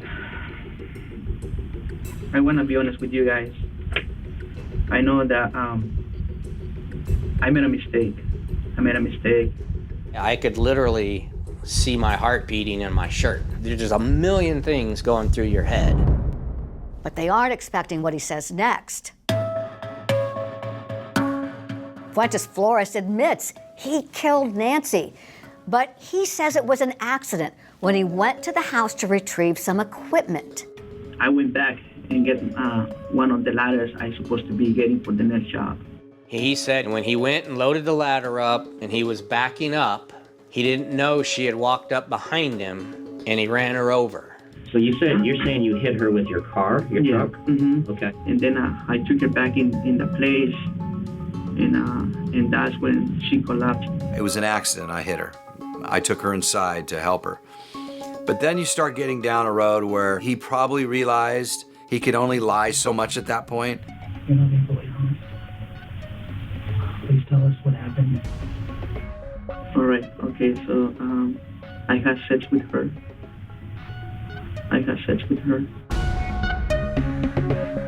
This was the first time in the interview when my jaw really hit the floor. How did you have sex with? I mean, tell me how that transpired. You know what? I was drunk. Did she invite you over there, or did you just show up and? No, I just showed up there and then just to go and get the ladder. He said no, she didn't know I was coming over, and if we know it was not consensual and it was a rape and she's dead, then we have a special circumstance murder case. But what they don't know is, where is Nancy? Can we try and see if we can find where you took her? You actually bring in an iPad and you're hoping he can point out on a map where you can find Nancy? Yes. And instead, this stunning moment when he offers to take you to her body. He did. If you guys don't mind, I would like to take you. We would like you to do that too. All right.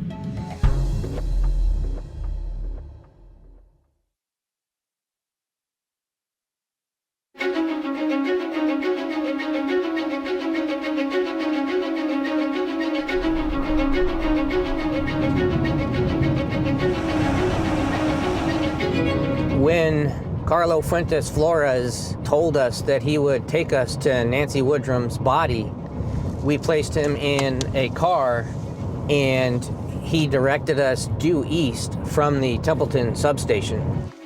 So the detectives went in one car and I went in a car right behind them. As we drove from Paso Robles, the journey from the police stations was about an hour.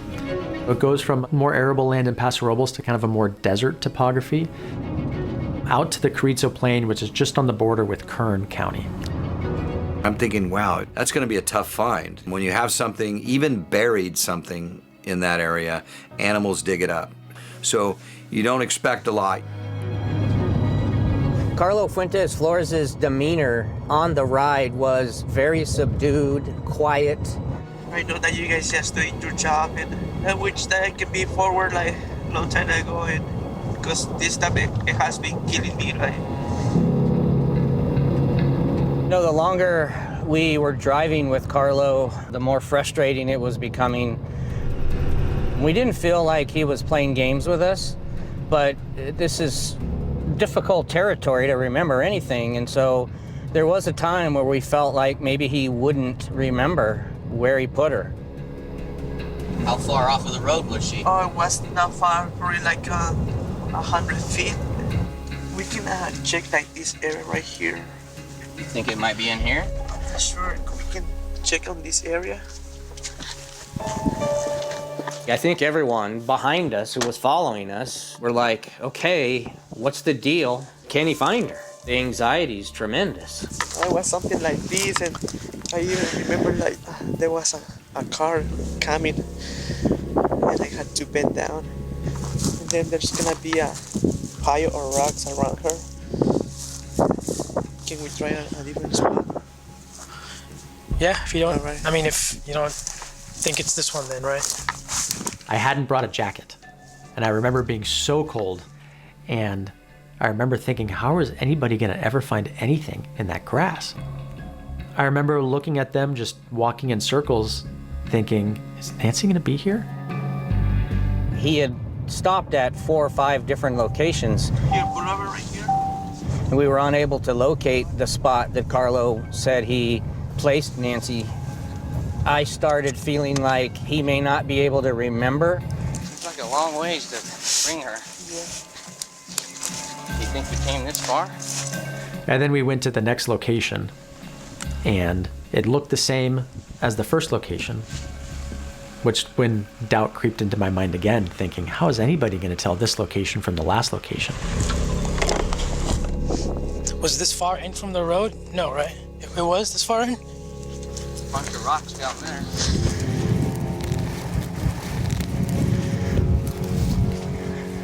So we stopped about right here. And I looked off over to my right, over this way, and I saw some rocks. Rocks, I don't know, 6 or 8 inches that were kind of stacked in a circle that looked completely out of place. So I turned to Carlo, who was to my left. I said, are those the rocks you're describing? He looked over and said words to the effect, oh my God, yes. He fell to his knees, started crying.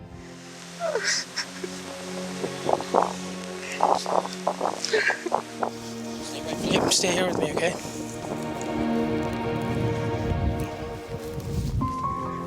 I saw what I believed to be a partial leg bone, about 18 inches or so in length, and some other smaller bones, what looked like some vertebrae bones. I could see a human skull, which was right up into this area.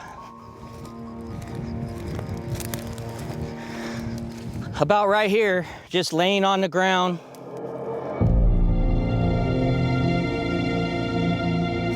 Quite a few remains fairly close together, but missing a lot. And because of the animal activity in the area, her remains could be scattered for a mile. And it made me feel sad for her family, and knowing that anytime a loved one is missing, just the emotional trauma, but also knowing that she was left in such a remote area by herself in the middle of the night. It always has bothered me that he didn't even have the courtesy to bury her. I looked back over at him and my partner over there. I was angry. This is treacherous wilderness to just leave a body out in the open. Once he found Nancy's body, his demeanor changed. Can you do me a big favor? It depends on what it is, Carlo. I wish that you can talk to my little one and tell her that. But I feel so sorry about this huge mistake I made. Okay. Please do that. Yeah. I can do that. And I think he knew he wasn't going to go home again. He was emotional. He appeared to be contrite and sad. I didn't give her a hug this morning.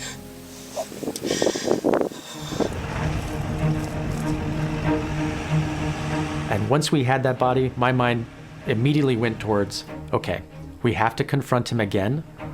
What do we need him to say? And what charges do I need to try and prove? And then when we got back to the interview room back an hour later, then he told us what really happened. I'm not even lying anymore. I'm just being honest with you guys.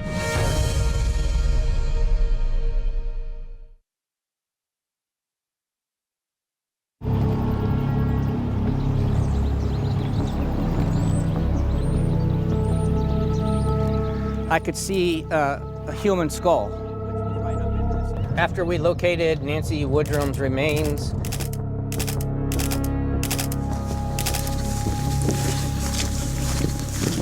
we took Carlo back to the Sheriff's North Station in Templeton, where we were hoping to get a complete story about how he killed Nancy Woodrum. Investigators already know a lot about where Carlo was before Nancy was killed, and that's because of all the tracking they had been doing of his movements. This animation shows where Carlo was going throughout the day and evening. Yes, he's now traveling up to Paso Robles, and there's a church in a commercial building. Wait, Carlo goes to church on the night Nancy disappeared? Yes, church was not in session because it's almost midnight, but yes, he pulls into the parking lot and he stays there for 20, 30 minutes. He was sitting there in a church parking lot. Chilling evidence as he's probably pondering whether he's going to go to Nancy's or not. And now he's way out here on Highway 46, headed towards Nancy's house. So his phone is pinging along the way, and that's what's sort of drawing out this map and showing all of his movements that night. That's correct. You'll see the little dots there. He's getting closer to Nancy's residence. So 14 minutes after midnight was the last location data that Google got. The reason that is so important at midnight 14 is a 911 call was attempted at midnight 17. When we got back to the Sheriff's North Station, we went into the same interrogation room and began questioning Carlo again. So you went into the sliding glass door? Yes, that's when I went inside. He finally admitted what we had suspected. He came into Nancy's house around 12:15 in the morning. Where was she? Where was she? Was she in bed? Oh yeah, she was on bed. Was she awake? Yeah. Did she saw you come in? No. And then he starts telling a different version about what happened. The real story? Yes. She just asked me like, how do you know? And what happened? They started having sex with her. He admitted that he went there with the intention of wanting or going to have sex with her. And Carlo tells you that he believed Nancy had been flirting with him. She offered him some tamales, and he took it as flirting, which seemed very, very odd. It was just something like she was being nice with me, and probably that I took it wrong way. He hit her to wake her up, which confirmed the blood spatter on the dresser and the walls, and he raped her. So you intended to kill her so that you didn't get caught for the rape, right? Yes. He goes on to admit that he suffocated Nancy with a pillow? Yes, he did. After you finished having sex with her, how long did it take you to put the pillow over her face? 45 minutes. She didn't suffer. It was so quick. He admitted to raping her, to smothering her to death, but for some reason, he wouldn't admit that he hung up the 911 call. And you're sure that when you came in, she didn't try and dial 911 and you took the phone away from her? You know what? I don't remember. I don't think she did.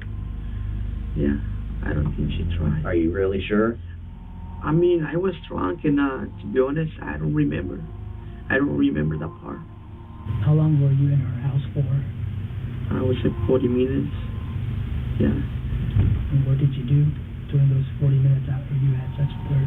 I went to put it back on the truck, on the tailgate, and I just drove away. The bedding that was found on the side of La Panza Road, Carlo confirmed with us that he had wrapped Nancy Woodrum's body up in some of that bedding, that was what blew out of his pickup as he was driving out to the Carrizo Plains. Is this the entire truth? Yes, I'm not even lying anymore. I'm just being honest with you guys. Now I had to pay the consequences. It appeared that he was sad that this had happened and that his confession was cathartic in a way and was bringing him some degree of peace. Would you be willing to write like an apology letter to Nancy's children and grandkids. And at the end of the interview, he actually wrote an apology letter to Nancy's family and an apology to his own family within that same letter. And once he wrote the apology letter, the detectives placed him under arrest. What was that like? It was a huge relief. This clip brings back, a lot of memories of, at that moment, justice is going to be served for Nancy Woodrum. I could still see the emotion in your eyes. This was just a really sad case. This case was just a little more personal for me. Detective Cole presents to you a photograph and a name. Carlo Fuentes Flores. Okay. I was like, who? Like who? Who? Who's this? We had no idea who it was. How could it possibly be the painter? Right. It kind of just opened up more questions. Like Aaron said, why? Just, why? They found her body. What is going through your mind? I think there was relief. I just wanted to find her. We needed to have some closure. There's a lot of people who never get answers. And I was just thankful that we had answers. I mean, it's the worst case scenario, but knowing that we found her and she's not suffering anymore, that was a comfort. But it's still something that's it's a hard pill to swallow. It was one of those quiet moments where you start to cry and just, she just got so cheated. Finally got a chance to relax and do what she wants and retire, and then this happens to her. I just thought, how very, very unfair. Now, all that remains is a trial. Prosecutors decide not to go for the death penalty, but they're confident they've got a winning case. Now, the defense has something in store, and if the judge buys it, everything could totally unravel.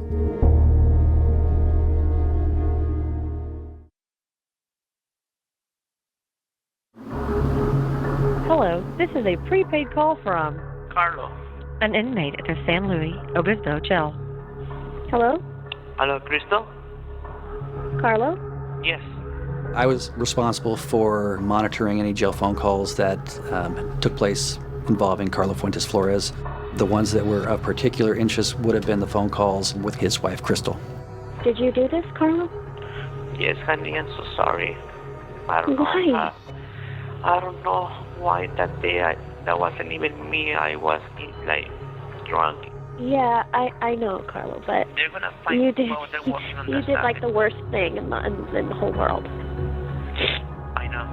You did But, a couple of bad things mixed together, which is just crazy. Crazy. Despite the compelling evidence from the confession in Fuentes Flores' police interview and admissions to his wife in recorded jail calls, he pleads not guilty. And his defense attorney has a strategy that could upend the case. The defense team presented a very spirited defense centered on a motion to suppress his recorded interview. Carlo spoke English with his wife. He spoke fantastic English, but he was a native Spanish speaker. And so the defense challenged that the Miranda warnings should have been given in Spanish, or he should have had an interpreter present. We wanted him to understand and make sure that he understood what he was doing. And so we had set it up.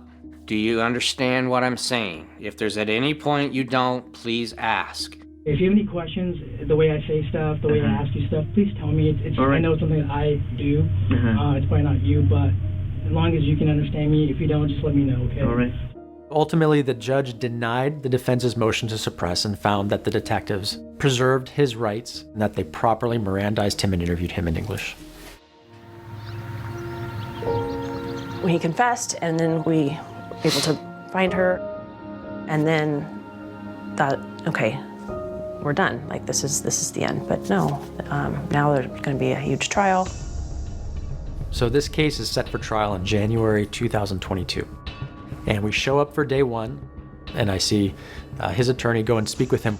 And his attorney comes back and he says, well, he wants to just plead to life without parole. He doesn't want to put his family through the publicity of a trial.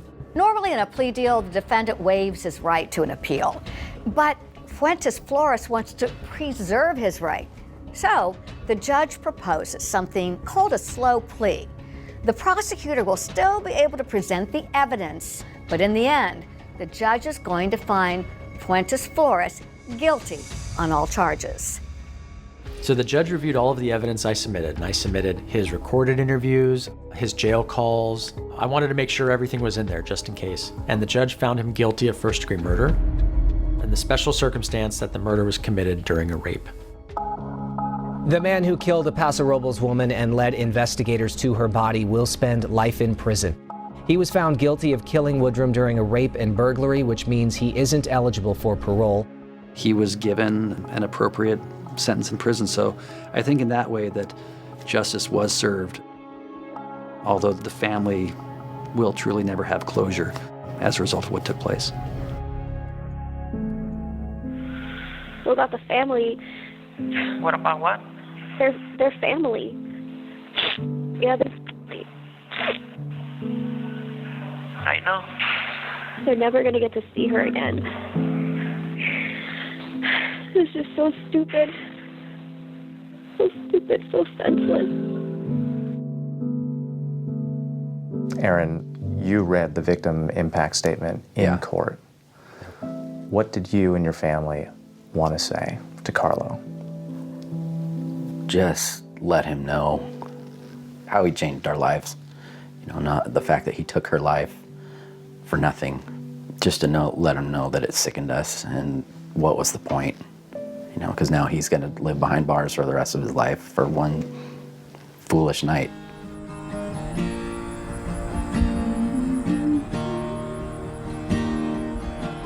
People, I feel, remember Nancy as a strong woman with the biggest heart. She survived a lot of heartaches, and it made her stronger, but it made her heart beautiful. The memorial was probably the most beautiful thing. It was out at a vineyard on the way out to Nancy's property. It's a beautiful place. There was hundreds of people there, and it was just a testament to the person that she was. These photographs were all displayed at your mother's memorial, right? Yes. They really show who she was. She loved outdoors, she loved the horses, she loved being in the barn, going camping with the grandkids. She was an amazing person. She loved God. She wanted that to be first in her life, and she wanted people to know that. And her hope that she had to see her kids again. This is the horse that my mom used to ride. Her name's Montana. She loved Montana. My daughter and I now go out on the horses together. And I usually ride Montana, and my daughter rides Fire, so we've passed that down. What I once did with my mom, now I do with my daughter, and that's a good feeling. She was a huge part of our life. She was my best friend. We did everything together. Every time I ride, I think of my mom.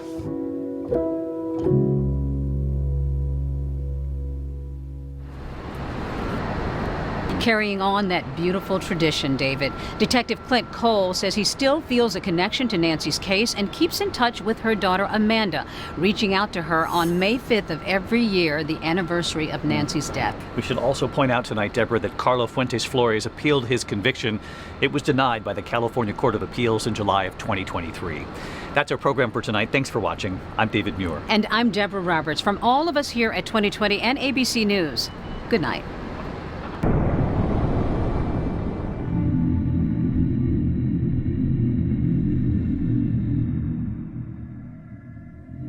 A man in a leather hood entered the window of a house in Citrus Heights and sneaked up on a 16-year-old girl watching television alone in the den. He pointed a knife at her and issued a chilling warning. Make one move and you'll be silent forever, and I'll be gone in the dark.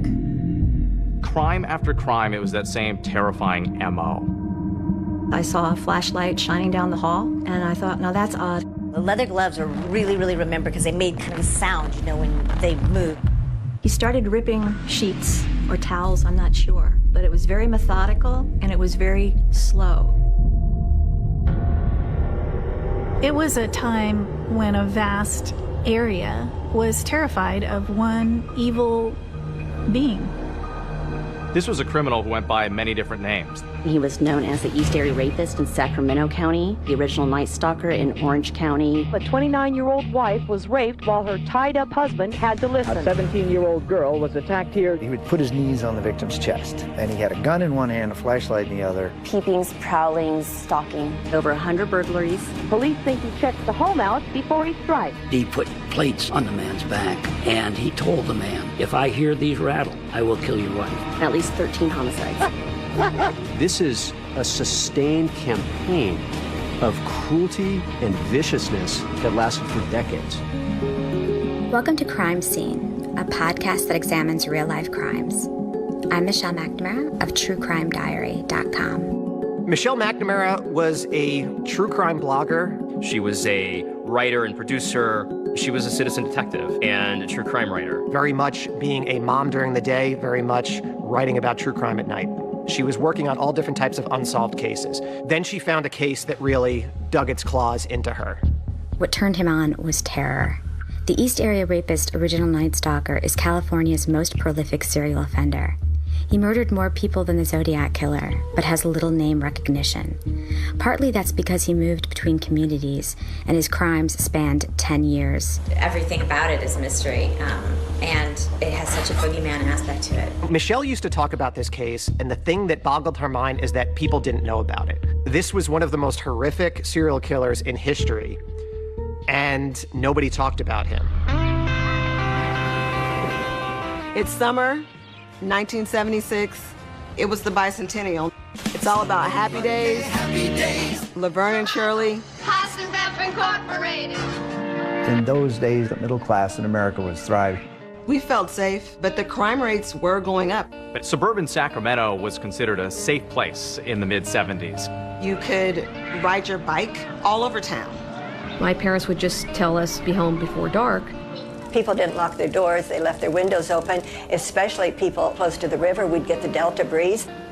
Everything changed in the summer of 1976. An attack occurred in Rancho Cordova. A young lady woke up, and there's a guy standing in the doorway. They blindfolded her, tied her up, and then sexually assaults her. This is the first known sexual assault attributed to the man we know as the East Area Rapist. Nobody knew about the first attack except the police. The first attack, the second, the third, the fourth.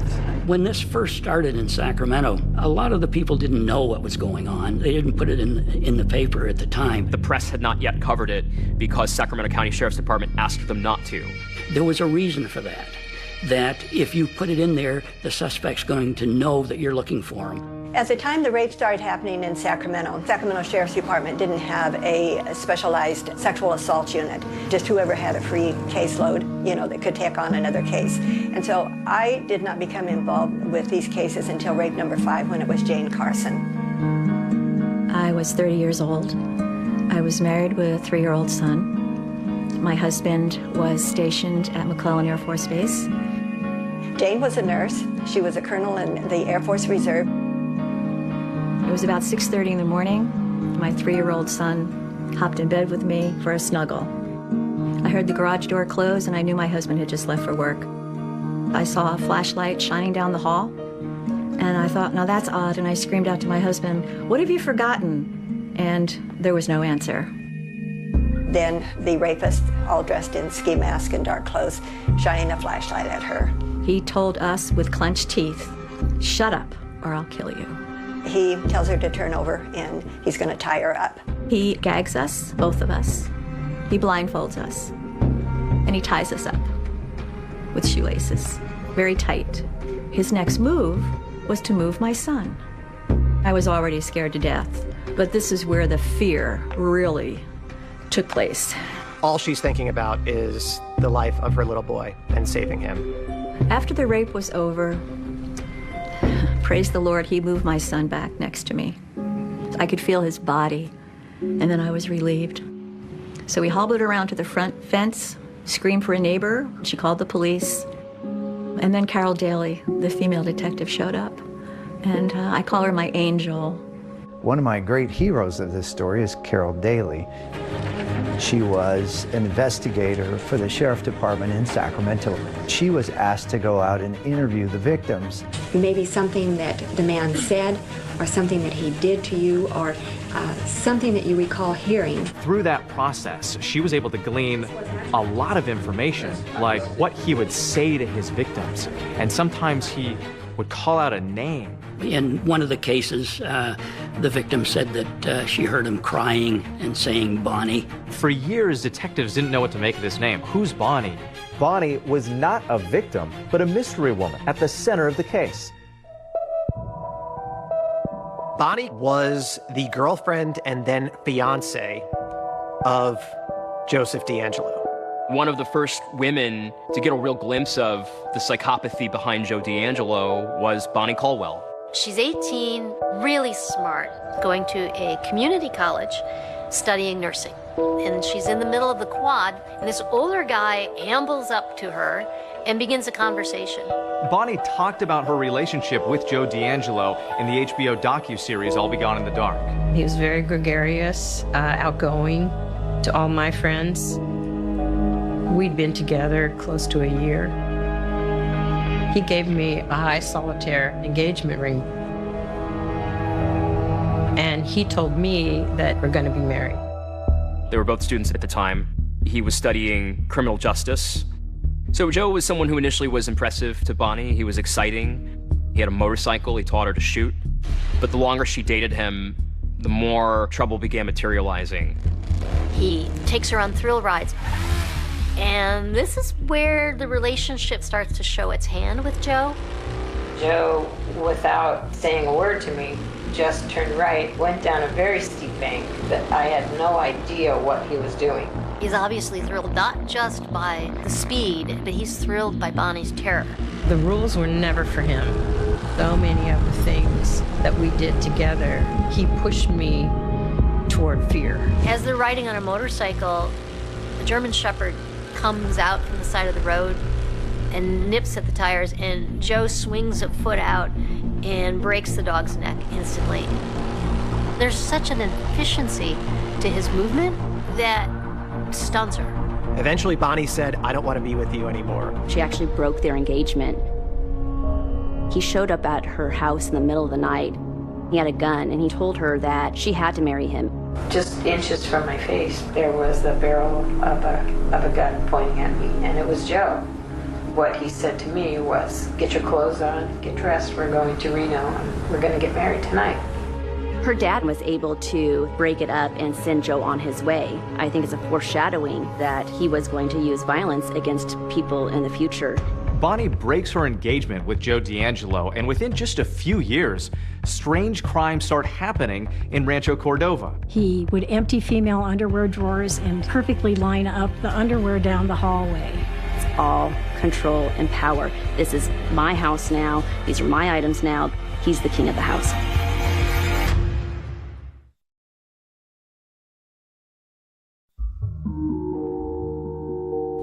Every obsession needs a room of its own.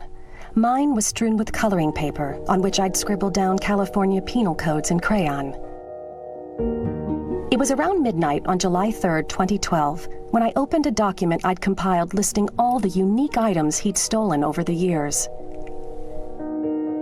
He would take mementos, almost like they were trophies from inside the home. He would steal rings with engravings on them. He stole driver's license. He stole photos from albums. There is a fantasy component about these crimes. I still have a part of you. I have your jewelry. I have your driver's license. I have, something that means something to you. And now I own it. He was a serial rapist known as the Ear, attacking women and girls. First in East Sacramento County. This place meant something to him. He attacked here first and kept coming back. Was it home? Some of the investigators, especially the ones who worked the case in the beginning, think so. We were always trying to figure out why victims were chosen and why the locations were chosen. For Joe D'Angelo, this was his home, right in his own backyard. He lived in 3 or 4 houses in this exact same area where many of the rapes were committed. He grew up in Rancho Cordova. He was familiar with the playgrounds, the schools, the empty lots. This is the home of the first documented rape that occurred in Sacramento County. He was very agile. He could jump over fences. He knew which way to go from whatever neighborhood he was in. He knew that the best way to get in and out. He knew this area like the back of his hand. He grew up there.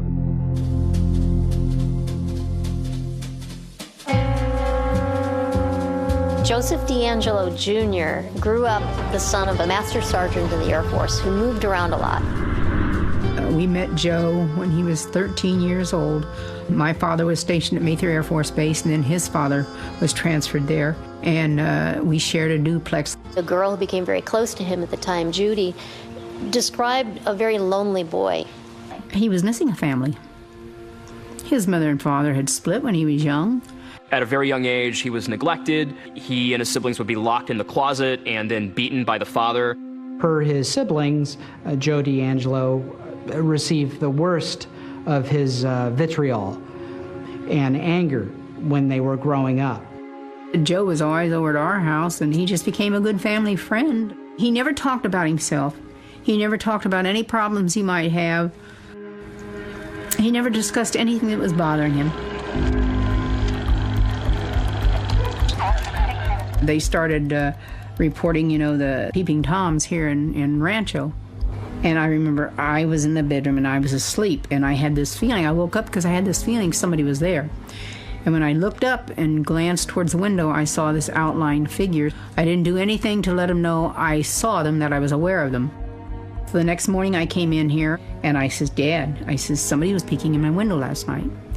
And he says, what? And I says, yeah. And there was footprints out there in the dirt, 2 distinct footprints there. It's very common for sexual offenders to start out, particularly in adolescence, as peepers or voyeurs that are creeping around the neighborhood, looking in windows, watching women undress, almost like a training ground. Many of us had never seen anything like this before in our career. His whole thing was terror.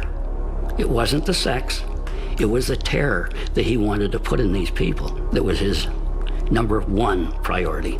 His victims ranged in age from 13, I think, to 39. Out of the first 10 attacks, 6 of those were juveniles. Oftentimes, sex offenders or sexual serial murderers will start out with, I guess, easier victims that are younger, that are more vulnerable, victims that he can control. My name is Chris Pedretti. I was 15. I was a kid, just a normal kid, cartwheels in the front yard, and really not a care in the world. It was not ever even a thought that our world might be unsafe. So it was a week before Christmas. She'd been left home alone. I was supposed to go to a high school dance,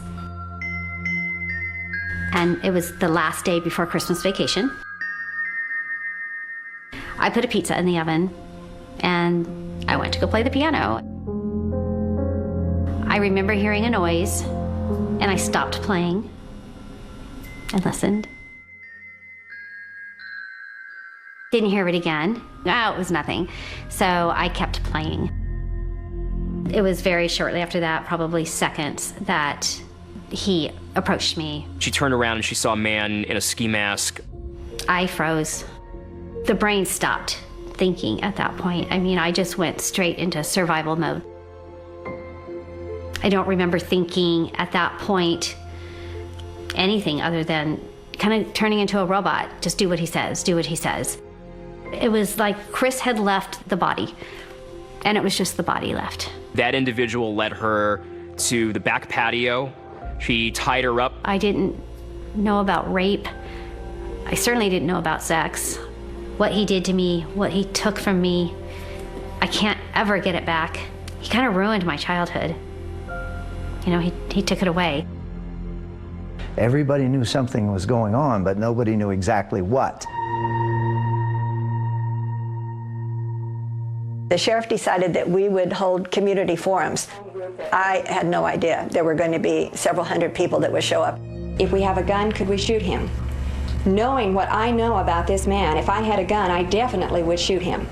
And I would not shoot to injure, I would shoot to take care of him. He liked this. He liked the police being on edge. He liked the town being on edge. I have a gun, but I still don't feel safe being, at home alone. Law enforcement was bracing for more attacks as his rampage of violence continued. His tactics were changing, and no one knew what he would do next. So I have to admit, I'm scared to death.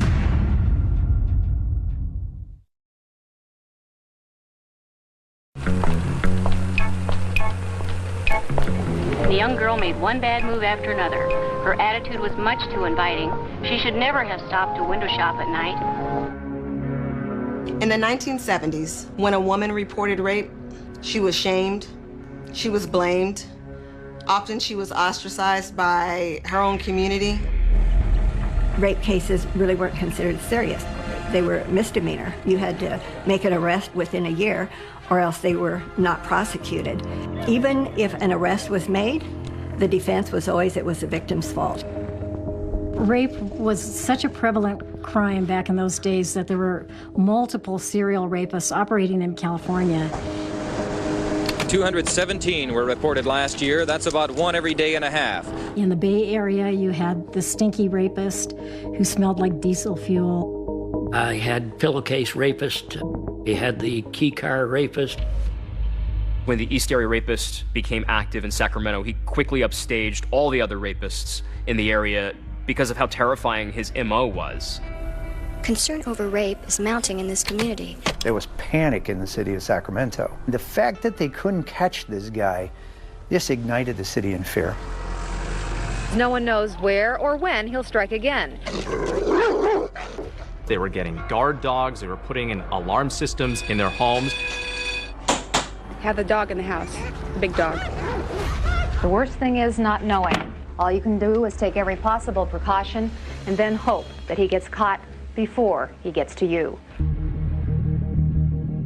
Every day in the newspaper, it was number 8, it was number 10, it was number 15, 20. It just kept going on and on and on. It seemed like every time investigators thought they were getting close, he would disappear. But he kept attacking again and again. He was elusive, like a puff of smoke in the night. Detective Carol Daly wanted this serial rapist behind bars, and she was relentless in her pursuit of him, but constantly frustrated by the fact that they couldn't catch him. The officers in this department are working on this case are frustrated because there's just no evidence to give any firm leads. We're doing everything humanly possible to catch this man. He was a phantom. Descriptions ranged pretty widely. One person thought he was Hispanic. And now all of a sudden, he's blonde hair, blue-eyed. There are like 8, 9, 10 drawings of him, and they have completely changed. The best descriptions that we had were his height and his possible weight. We knew he wore a size 9 shoe. When the police were taking the victim's statements, many of the women described his penis as being very, very small. We said, all right, if he is so underendowed, we went to a doctor who specialized in what I would call infantile penises to see if he had any patients that came in, and we didn't have any luck there. It's a very serious situation. I think it's very dangerous. The last thing I think of when I'm going to bed is I look at the doorway in my bedroom and I think that he could be standing there. Detective Daly was following every lead. We filled out a long background form for the victims. Where did they go to school? What did they look like? What age were they? What was their build? There was no pattern among any of the victims. Because he was just prowling. He would see them and follow them home. Margaret Wardlow, she was just 13 years old when she was attacked by the East Area rapists. Margaret was probably the strongest young victim I have ever talked to. Growing up in Sacramento was great. Where we lived was ideal. It was right next to the American River. Go down there with my dog after school, go fishing. Totally felt safe. Margaret had a curiosity about her. She wanted to know about the East Area rapists. I was a reader of everything I could get my hands on that had to do with this individual. Like, what was making this guy tick? Why was he doing this? She herself became a victim. I believe there was a pre-wired strength in her mind that helped her survive this attack. It was a school night, just my mother and myself. I went to bed at like a regular school night hour. I was awoken about 2:30 in the morning with a flashlight in my face. I thought it was a joke. I thought my mom had asked him to like come in and wake me up and scare me or something. As he tied her up and then went into the mother's room, Margaret knew that either her or her mother were going to be the victim. The rapist tied up her mother and put plates on her back as a warning device. He did that with so many of the victims when there was more than one person in the house. If he heard anybody moving, he was right back and told them, don't move, I'm gonna kill you, I'll kill you. Putting the dishes on someone's back, he knows he has to do something, either hurt them, flee. So as much of the bravado as he's trying to convey, he's scared of the physical confrontation. A little voice inside of me said, you know, you get out of a lot of stuff, Margaret, but you're not gonna get out of this one. The whole time he'd been threatening me, he'd been saying, do you wanna die? He wanted fear. He wanted to see fear in me. This is your psychological sadist. He is enjoying controlling that woman like that. This guy was so beyond the pale, and that was why Michelle was so interested in him, is because he was so frightening. The way he walks around people's houses and the way he destroys them and sort of hangs out and eats, there's something so psychologically fascinating about that to me. It's like he got to the emotional center of people's lives and just wanted to destroy that. Michelle caught the bug. She started going down the rabbit holes in this case. At this point, instead of writing a book, she was investigating the case. I'm obsessed. It's not healthy. I know the strangest details about him. I know his blood type. I know his penis size. He vaulted fences. He escaped foot chases. But I believe it's the rare moments when he was human that will be his downfall in the end. As time went on, this East Area rapist started to crisscross Sacramento, attacking women home alone or women with their kids in the middle of the night. He seemed to be expanding what his capabilities were when he was carrying out these crimes. He became much more aggressive in his tactics. He did more horrible things than I can even describe. This tells us that the offender is adapting and learning as he is committing crimes. He really messes with people's minds, both the investigators and the victims. Part of the thrill of the game for him was a kind of connect-the-dots puzzle he played with people. He stole 2 packs of Winston cigarettes from the first victim and left them outside the 4th victim's house. Junk jewelry stolen from a neighbor 2 weeks earlier was left at the 5th victim's house. It was a power play, a signal of ubiquity. I am both nowhere and everywhere. You may not think you have something in common with your neighbor, but you do. Me.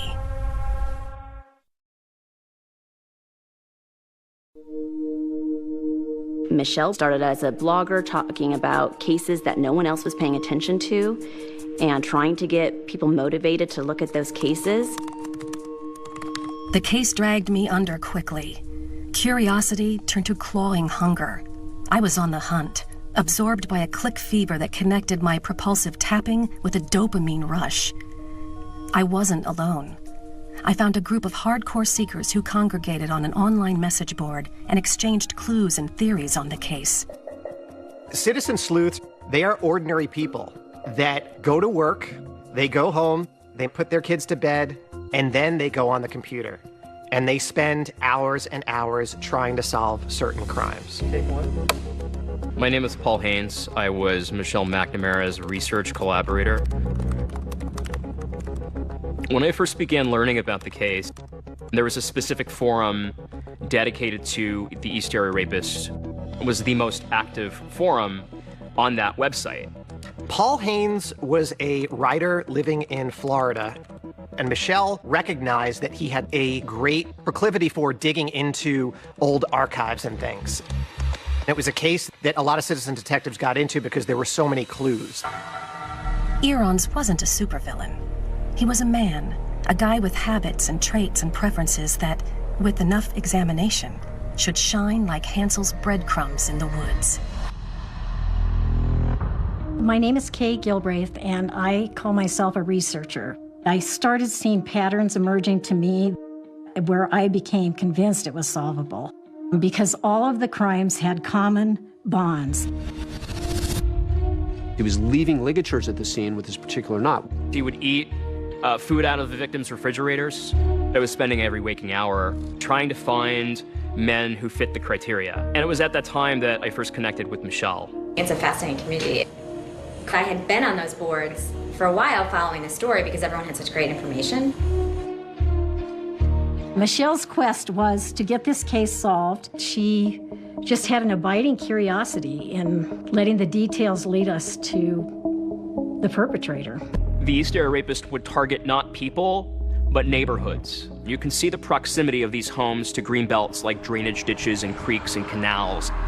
We believe he used the canal as an escape route, which ran along the back of so many properties. He was a great escape artist. These are passageways that this killer used to surveil the residents unseen, cloaked by the darkness of these green belts. He was able to look over those fences, look into those homes, look at what time people ate dinner. I mean, he knew what time the husband left. The Sacramento Sheriff's Office has invested more than 40,000 man-hours in the search for the East Area Rapist.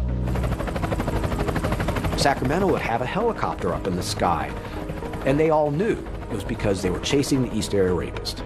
It was terrible. It was terrible to hear that. Well, he didn't like it either. And it turns out that he served in Vietnam. He left Sacramento because of that helicopter. And then these things started up in the East Bay of San Francisco. There are two things known about the rapist. One is he has never been caught in a home where there was a man present. The other is he's never been in a home where there has been a big dog.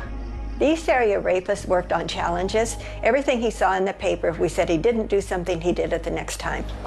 When the newspapers reported that he was just attacking single females, he took this as a challenge. At attack number 16, he's starting to attack with a man present, and then 2/3 of the attacks he does since then has a man present. He is purposefully choosing couples. My name's Gay Hardwick. And my name's Bob Hardwick. And we've been married 41 years this August. Happily married 41 years. Bob and Gay Hardwick were a couple living in Stockton, California. We had picked out a home in one of the little picture-perfect tree-lined streets. We were just happy in our new home, living together. The day of our attack was March 18th, 1978, and we were attack number 31. We had gone out to dinner and a movie, normal Friday night, and we came home around 10 o'clock and went to bed. Later that night, we were awakened by very bright light right in our faces and a voice saying, "Wake up, wake up." The attack on Bob and Gay Hardwick was much like all the other attacks in that he confronted Bob and Gay when they were in bed. He ordered her at gunpoint to bind Bob. Nothing you can do when there's a .357 Magnum pointed at your head. He then bound Gay. He retied Bob. Turns him over, puts the plates on his back as a warning device. Things would go silent for a period of time. And then as soon as they moved, he was right in their face. Move and I'll kill you. Ultimately, he moved Gay into the living room where he sexually assaulted her. You're convinced at that moment that this is not a full human being that you're dealing with. He can not only humiliate a woman who's about to rape, but he can also completely, in his mind, emasculate her partner, putting him in a position where he is helpless and has to listen to what's going on in a different room. These attacks are happening in the macho 1970s, $6 million man. We have the capability to make the world's first bionic man. Well, talk to me, good buddy. and Burt Reynolds. You know, these are the icons. And the men were not looked at as victims. They were looked at as just being weak for not being able to protect their wives and their girlfriends. I never talked to anybody about it over the years. I just wanted to put it out of my mind, you know. It was, we're going to get through this. We're going to get back to normal. And you don't ever really make it to normal. It was tough, but, you know, I loved her, and I said, we're going to get through it. Our home never felt the same again. Every surface that you could think of was covered in fingerprint dust. It just looked like a smoke bomb had been set off in our house. It was contaminated and ruined for us. He wasn't out attacking people on lovers' lanes or in parks. He was attacking people where they feel the most safe, in bed with their partner in their home. And he was able to say, you know what? I have so much power, I can take all of that security away and devastate your life. Why couldn't they catch him?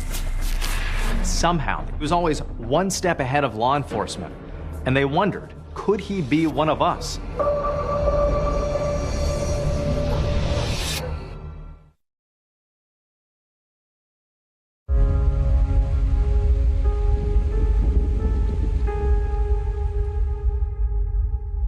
After the East Area Rapist would terrorize these women, sometimes he would call them and taunt them. Hello? Hello?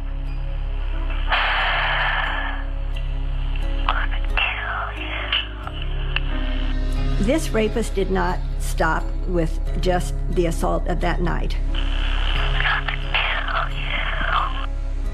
He terrorized them their whole lives. This is that psychological sadist at work. He is getting off on continuing to cause fear in his victim.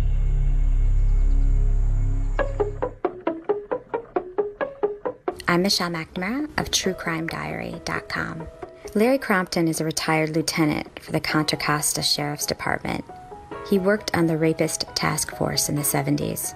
How optimistic are you that he may be caught one day? Very, very optimistic.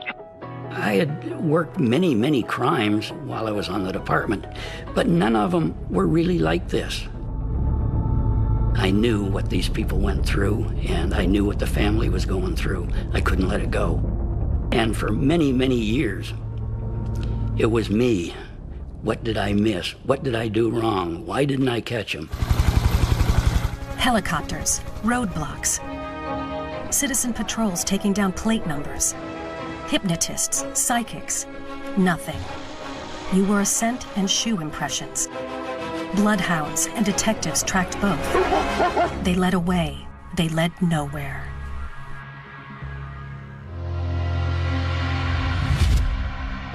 He next shows up down in Modesto in June of 1978. He attacks a couple down there. And then 48 hours later, he's up in the town of Davis, over 110 driving miles away, and is attacking a UC Davis co-ed there. Early Wednesday morning, the infamous masked man made his 44th attack on a young couple living in Mission San Jose. It was as if he knew what police were doing. And all along, many of the detectives who were working the case thought that maybe he was a police officer or military. And ultimately, that turned out to be true. You should have seen me coming. One of the things that's important to remember when you're looking at Joseph DeAngelo is he actually graduated with an associate degree in police science. He had told Bonnie that his aspiration was to join the California Highway Patrol. You should have seen me coming. He studied evidence and he studied crime scene. He went to Northern California, and he applied with the Auburn Police Department and was hired there. And then that's when he started his rapes. He actually started out committing crimes as a teenager. At some point, he even blew up a dog with a firework, killed the dog while he was committing a residential burglary. You should have seen me coming. It makes sense that somebody who has a need for control, wants to be in power, would be attracted to a position that allows him to have that every single day. When I was working the cases, I thought he's got to be in law enforcement. The first clue was in attack number 3 in Sacramento. He had gloves on to protect from fingerprints, and he's got a gun in one hand and a padded baton. You had better catch him. He is going to kill. He wants to kill. It was never enough to commit the horrible crimes. It always had to be, and let me do something more. We all want to think that we would recognize a serial killer based on how this person looks. I wonder if he was out stalking his next victim. I don't know, because everything seems so normal. The scariest aspects of serial killers is they don't look different. From the very beginning, I knew DNA was going to solve this case. Police had been sitting on this genetic fingerprint for 4 decades. Holy smokes, this is like the big break.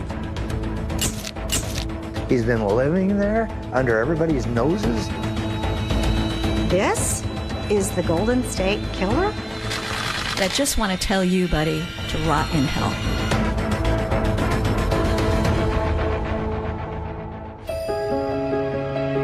Michelle McNamara was a true crime blogger.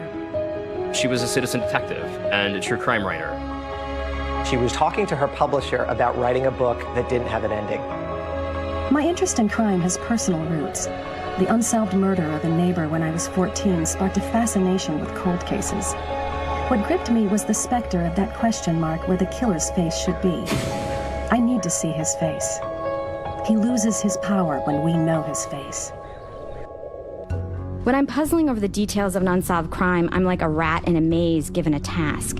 The world narrows, the search propels. I felt in the truest sense of the word gripped. I had a murder habit, and it was bad. I would feed it for the rest of my life. I considered Michelle McNamara a friend.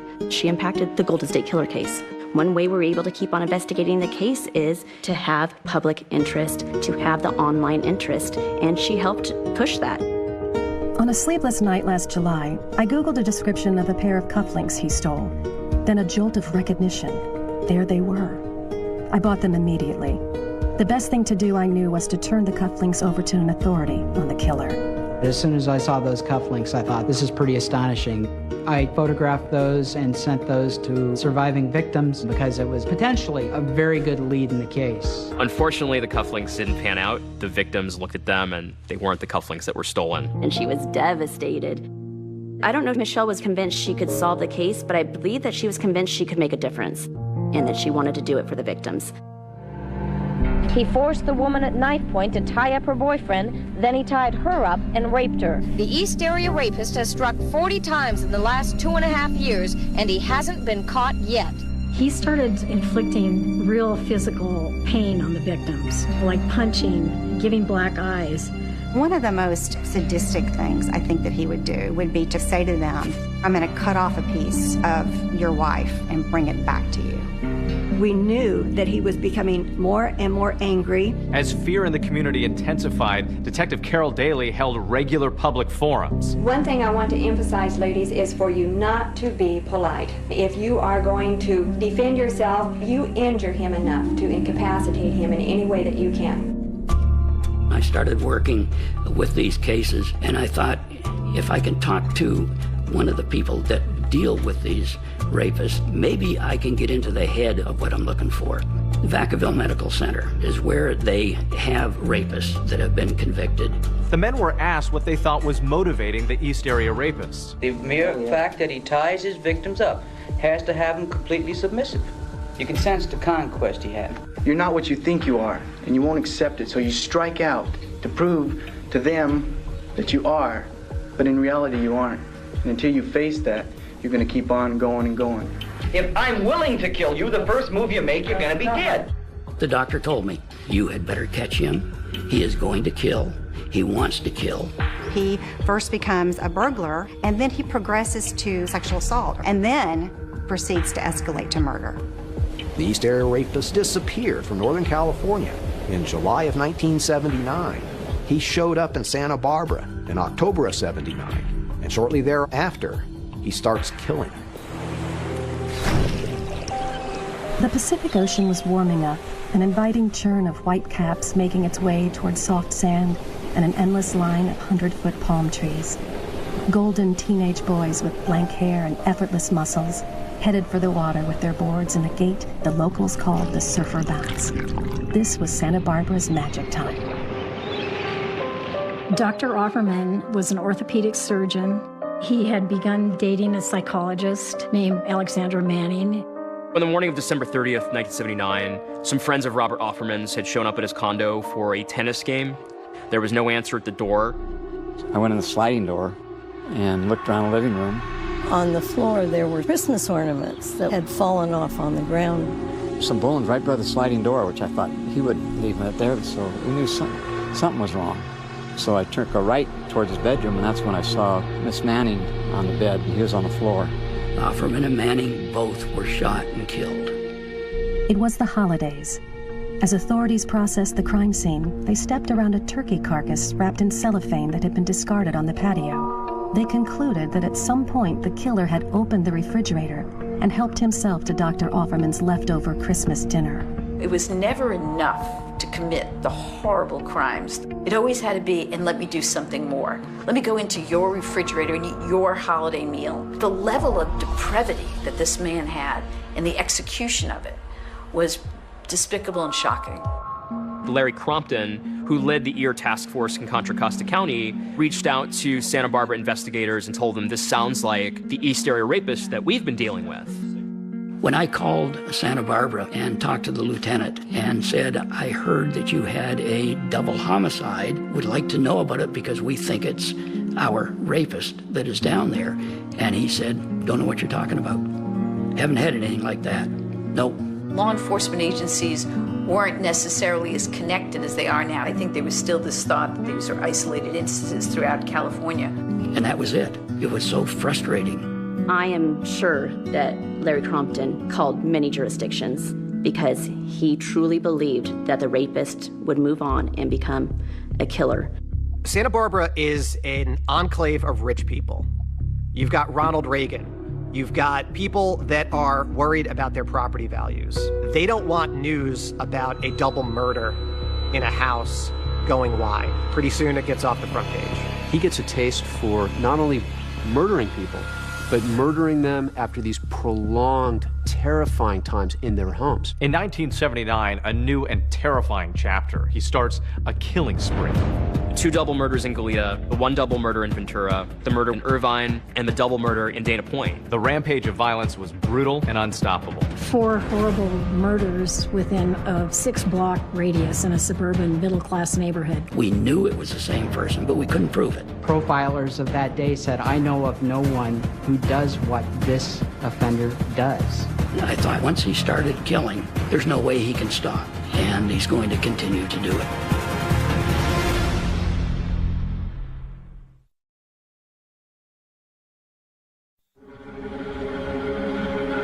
Most violent criminals smash through life like human sledgehammers. They're caught easily, but every so often a blue moon surfaces. A snow leopard slinks by.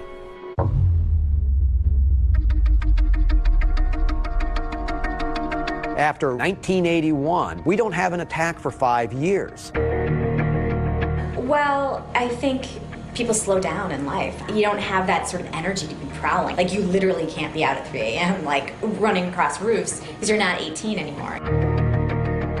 I don't believe that his sexual deviances went away, but I can believe that he found other, less risky ways of satisfying those urges. Could he have moved out of the state, out of the country? Could he have died, got medicated? I mean, I don't know.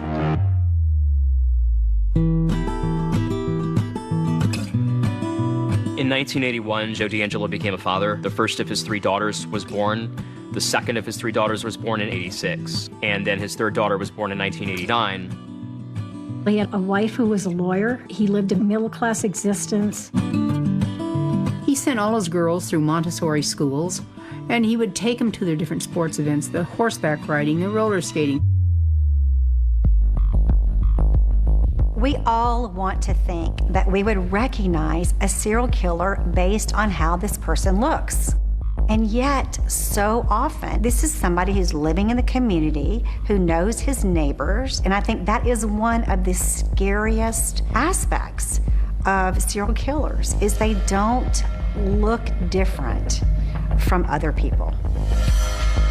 My sister and I, Melody, used to take turns going out and babysitting while Sharon was in school. And I didn't start thinking about it till after he was arrested. Because when they started showing all these dates, I'm going, oh my goodness. I wonder if he was out stalking his next victim. I don't know.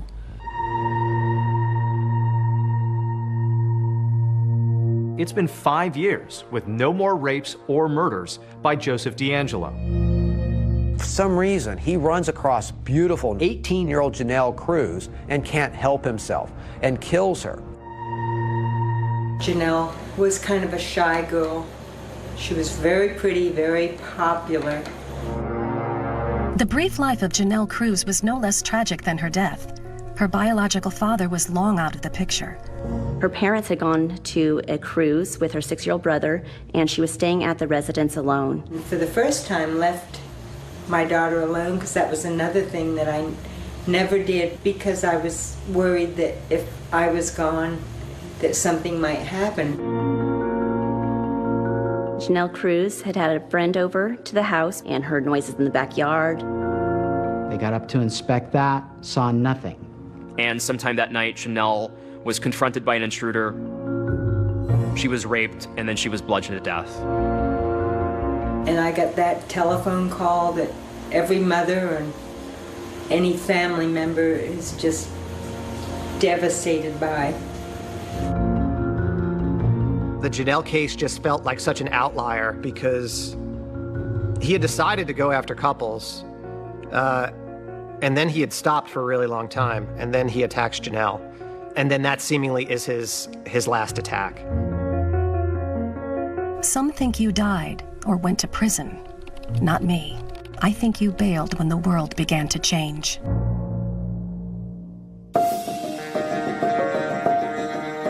In the 1970s, there was no DNA. The investigators had evidence, but couldn't connect the crime scenes.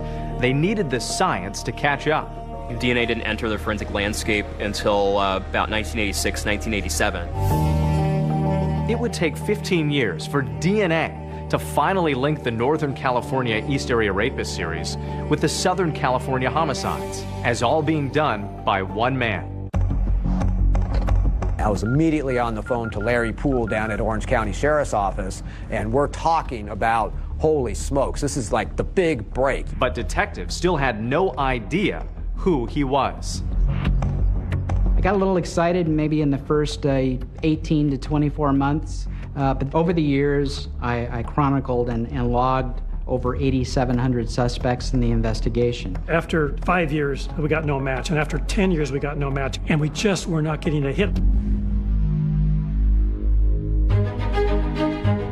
When people have asked whether it worries me that the killer may still be out there, I wave dismissively, pointing out that he'd be much older now. He can't hurt me, I say, not realizing that in every sleepless hour, in every minute spent hunting him and not cuddling my daughter, he already has. Michelle McNamara was a mom, married to actor Patton Oswalt, investigating this case and working on a book. Patton describes her as staying awake at all hours of the night, would not put down her computer, would not put away the files. At the same time, struggling with her writing and publication deadlines, and she began self-medicating. I actually see her as being his final victim.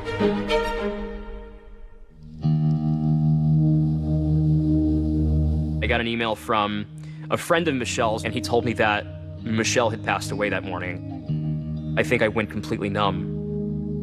I eventually learned that she had fallen asleep and didn't get up.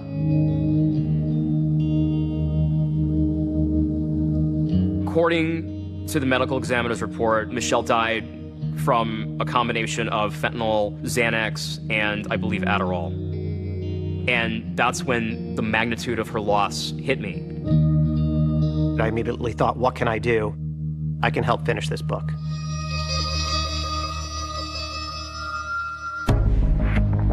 When Michelle passed, we decided at the end of the book, what are the strings that she left us to get us out of this maze? It was genetic genealogy. From the very beginning, I knew DNA was going to solve this case.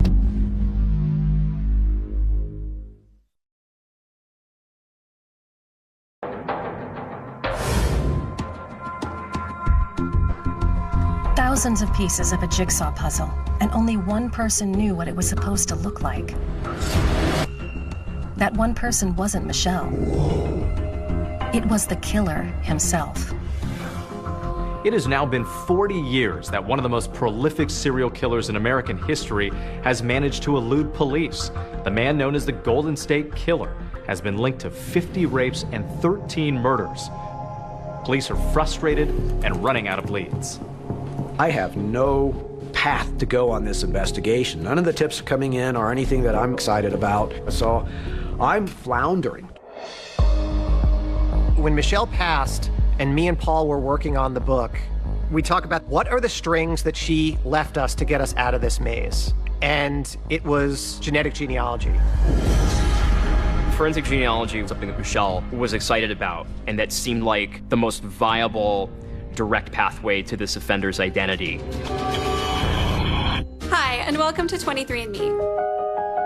Companies like Ancestry.com and 23andMe had already been using genetic genealogy for years, allowing millions of customers to spit into a tube and use their DNA to discover family roots and long-lost relatives. Ancestry.com searches the world's largest online family history research. As a growing number, particular of adoptees, are realizing these sites that are really created for learning about family history can help me start to figure out who I'm biologically related to. To help people to find their biological mothers, to find their biological fathers. How are you? To find siblings, to find cousins. It wasn't too long for people to realize, wait a minute, what if we use the DNA of criminals to try and identify their second cousins or third cousins and try to narrow it down from there? I start learning how this technology could be used. We become blown away at the power of it. And then we recognize this is the way we need to go. But then there was a concern as to whether we had enough DNA. I had consumed all the East Area Rapist DNA, doing all the testing I had done over the years.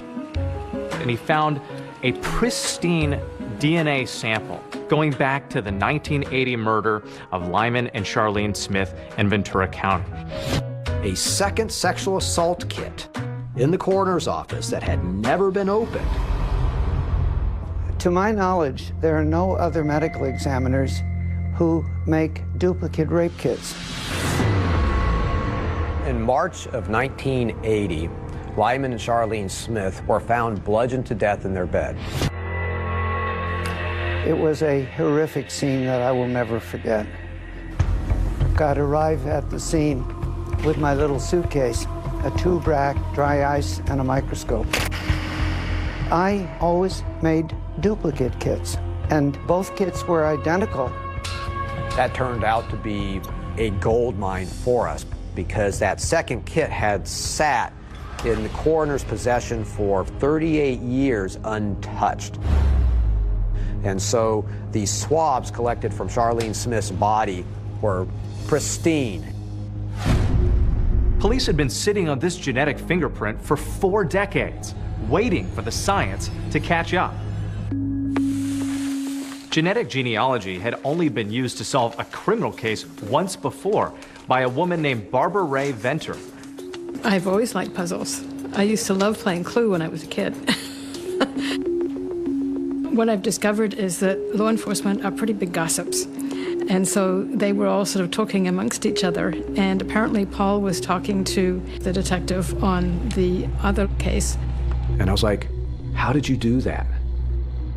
I called Barbara up and I explained I'm working a case. It's an old case. I don't tell her what case it is. But could this be done to identify this unknown offender?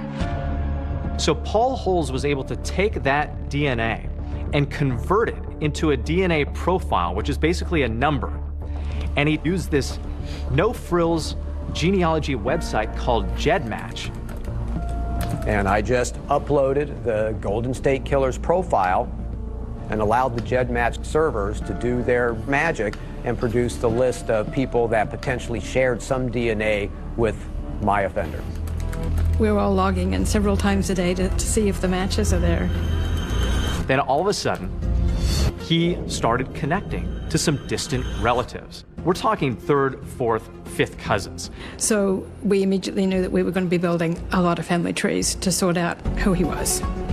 We're now trying to identify common ancestors from this list of people who share DNA with the person we're looking for.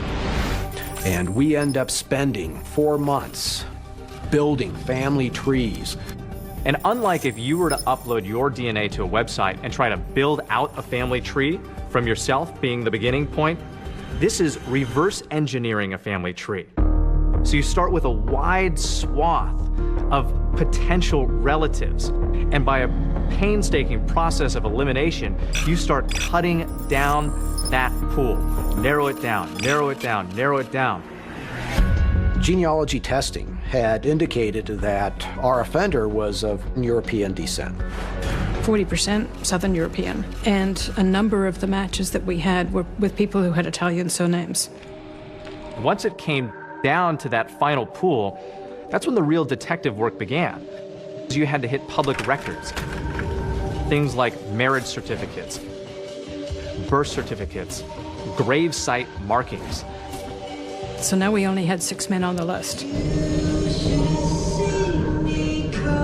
So now they had to be a certain age, they had to be in Northern California, and they had to be related only through the maternal line to our crime scene DNA.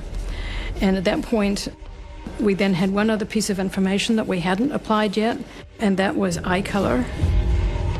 She looks at a separate tool on a related site that suggests that their suspect had blue eyes and was bald. The FBI then pulled the California DMV records for those 6 men. Only one had blue eyes. Joseph DeAngelo. Joseph DeAngelo. Joseph DeAngelo.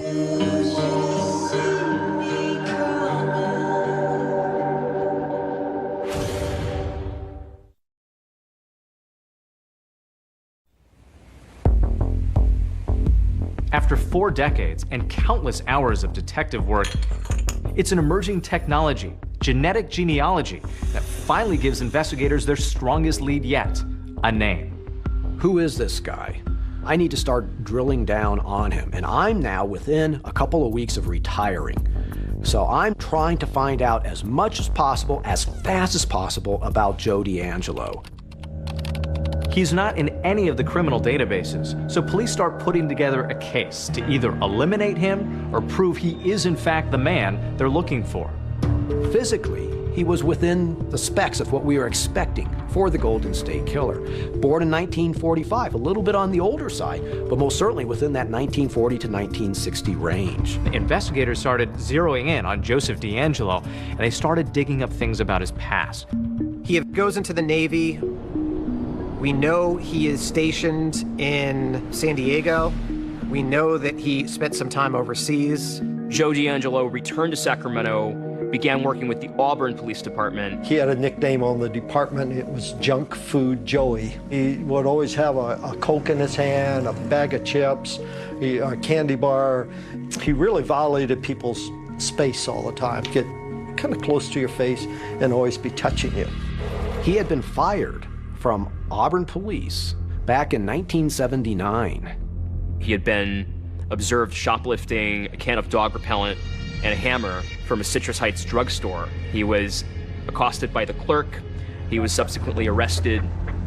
Auburn Police Chief Nick Willick had to fire DeAngelo at the time. And the chief said when Joe was put on administrative leave, he had threatened to kill me. I immediately remembered back my daughter, being afraid. A short time after he had been fired, she said, there was someone looking in my bedroom window with a flashlight.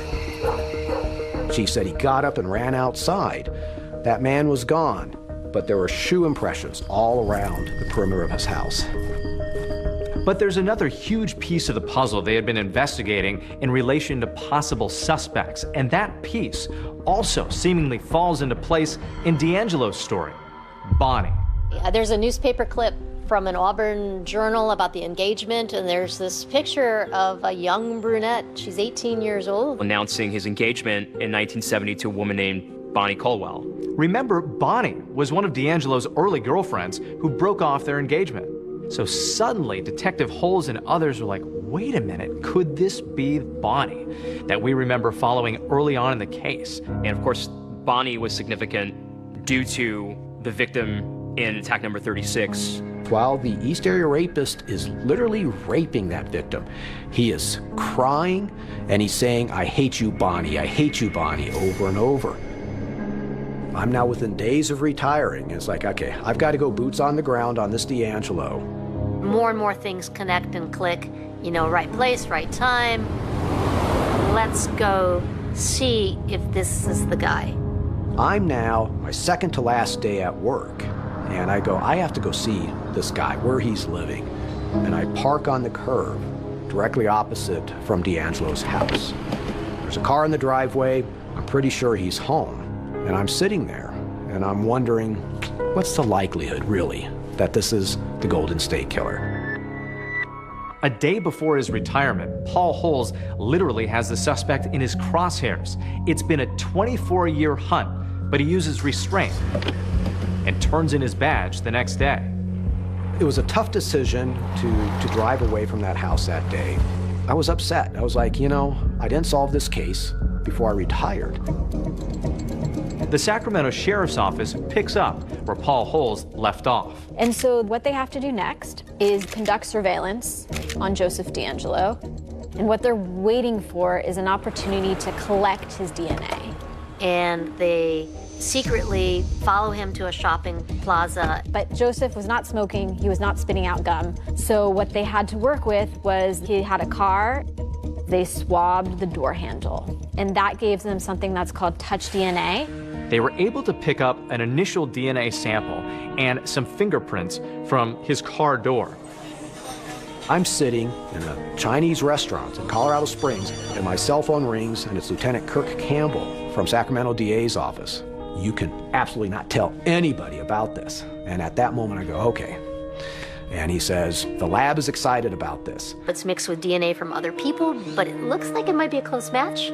But the Sacramento DA was saying, we want a cleaner sample. So they stake out his house, wait for him to put out the trash. He puts his trash out on the curb.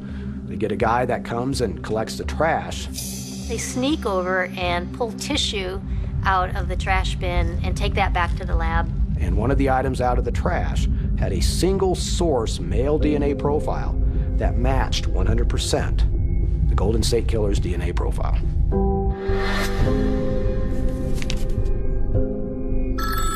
Get this call from my chief deputy. I think his first words are you sitting down? And I asked him a million times, and I'm like, you better not be messing with me. He goes, they're shaking, Anne-Marie. They're shaking at the crime lab. They got a match, but now they have to get the suspect into custody. So they call Paul Holes back to assist with the operation. There was concerns about how he would respond if this did not go smoothly. I can imagine they were prepared for every scenario. This is somebody who has been a sophisticated, a diverse, sadistic killer. A law enforcement team now gathers outside DeAngelo's home for the takedown. He and his wife have been separated for decades, and he's living with his daughter and granddaughter. The hope is to get him away from his house in order to be able to do it safely. So at a certain point, DeAngelo's over off to the side of his house. It looks like a prime spot. And then we just hear over the radio, go.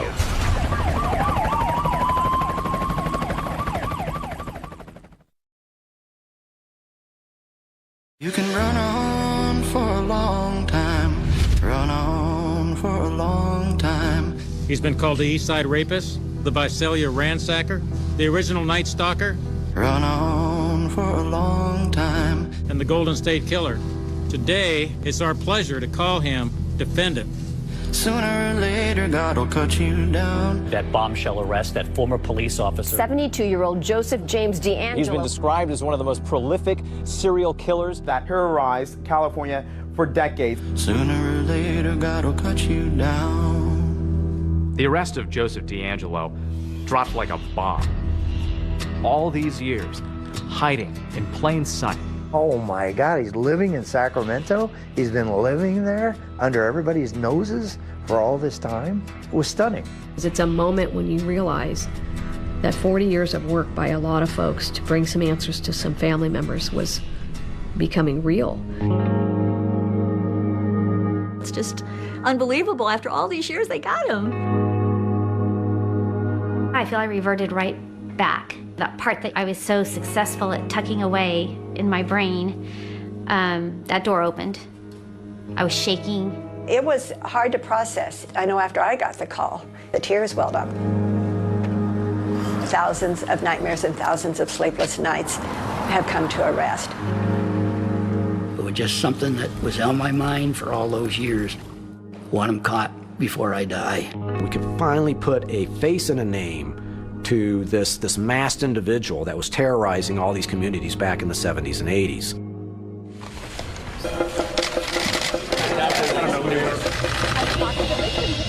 Joseph DeAngelo's first arraignment in court Please make sure your cell phones are silent. was a complete madhouse. It was a zoo.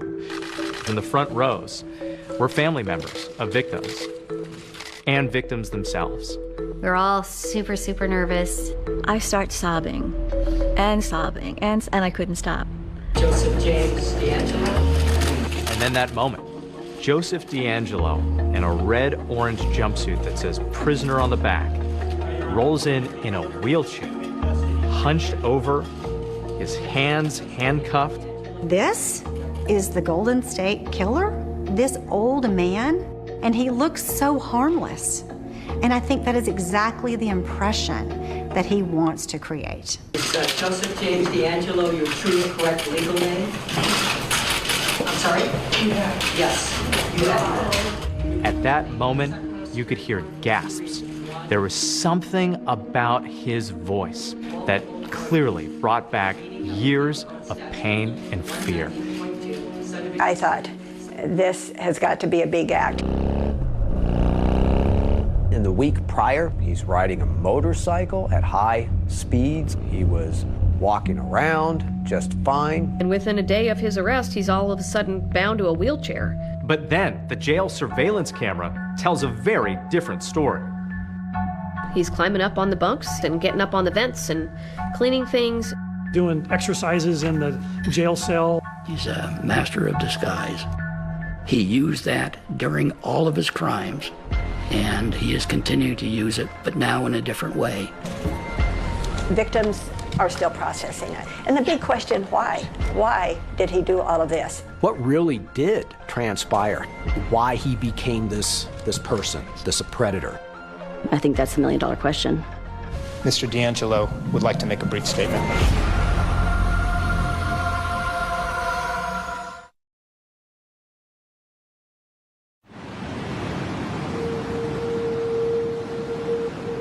I'd like to get into his mind to talk to him and find out what brought him up to where he was. There is no recipe for a serial killer. We can see all of these markers or all of these risk factors along the way.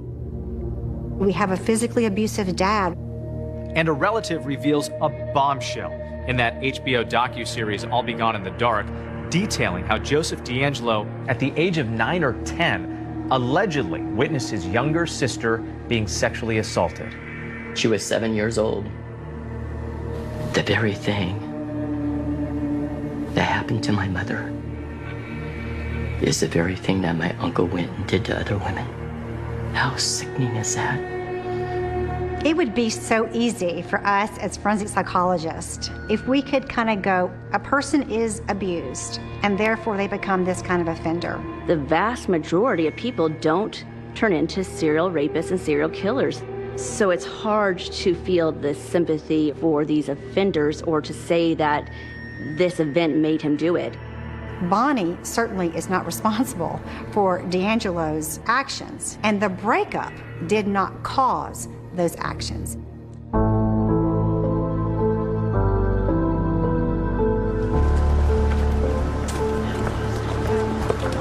Sentencing today for the so-called Golden State Killer. Former police officer Joseph D'Angelo Jr. committed rapes and murders all across California. This is the matter of the People's State of California versus Joseph James D'Angelo. This will be the first time that these people have seen him since the nights that they were victimized. This is a network of people that have come together that never knew each other, but share one thing in common. On March 18th, 1978, Joe D'Angelo attacked us while we were sleeping. He kidnapped me from my bed. He raped me repeatedly. I want you to look at me. You bound my wrist and ankles. You blindfolded me. Remember that? At 3 different times that night, I thought I was going to die. No 13-year-old should have to find out what a rape kit is. My family couldn't hide the agony in their faces. What matters is that you will spend the rest of your life in prison, and I survived. I just want to tell you, buddy, to rot in hell. You will forever be known as a repulsive coward who hid behind a mask of evil. The devil can keep you company in your prison cell as he gnaws away at whatever soul you have left. Mr. D'Angelo would like to make a brief statement. I've listened to all your statements, and I'm truly sorry for everyone I've hurt. Mr. D'Angelo is sentenced to a total of 11 life without the possibility of parole sentences, plus an additional life sentence, plus an additional 8 years. The survivors have spoken clearly. The defendant deserves no mercy.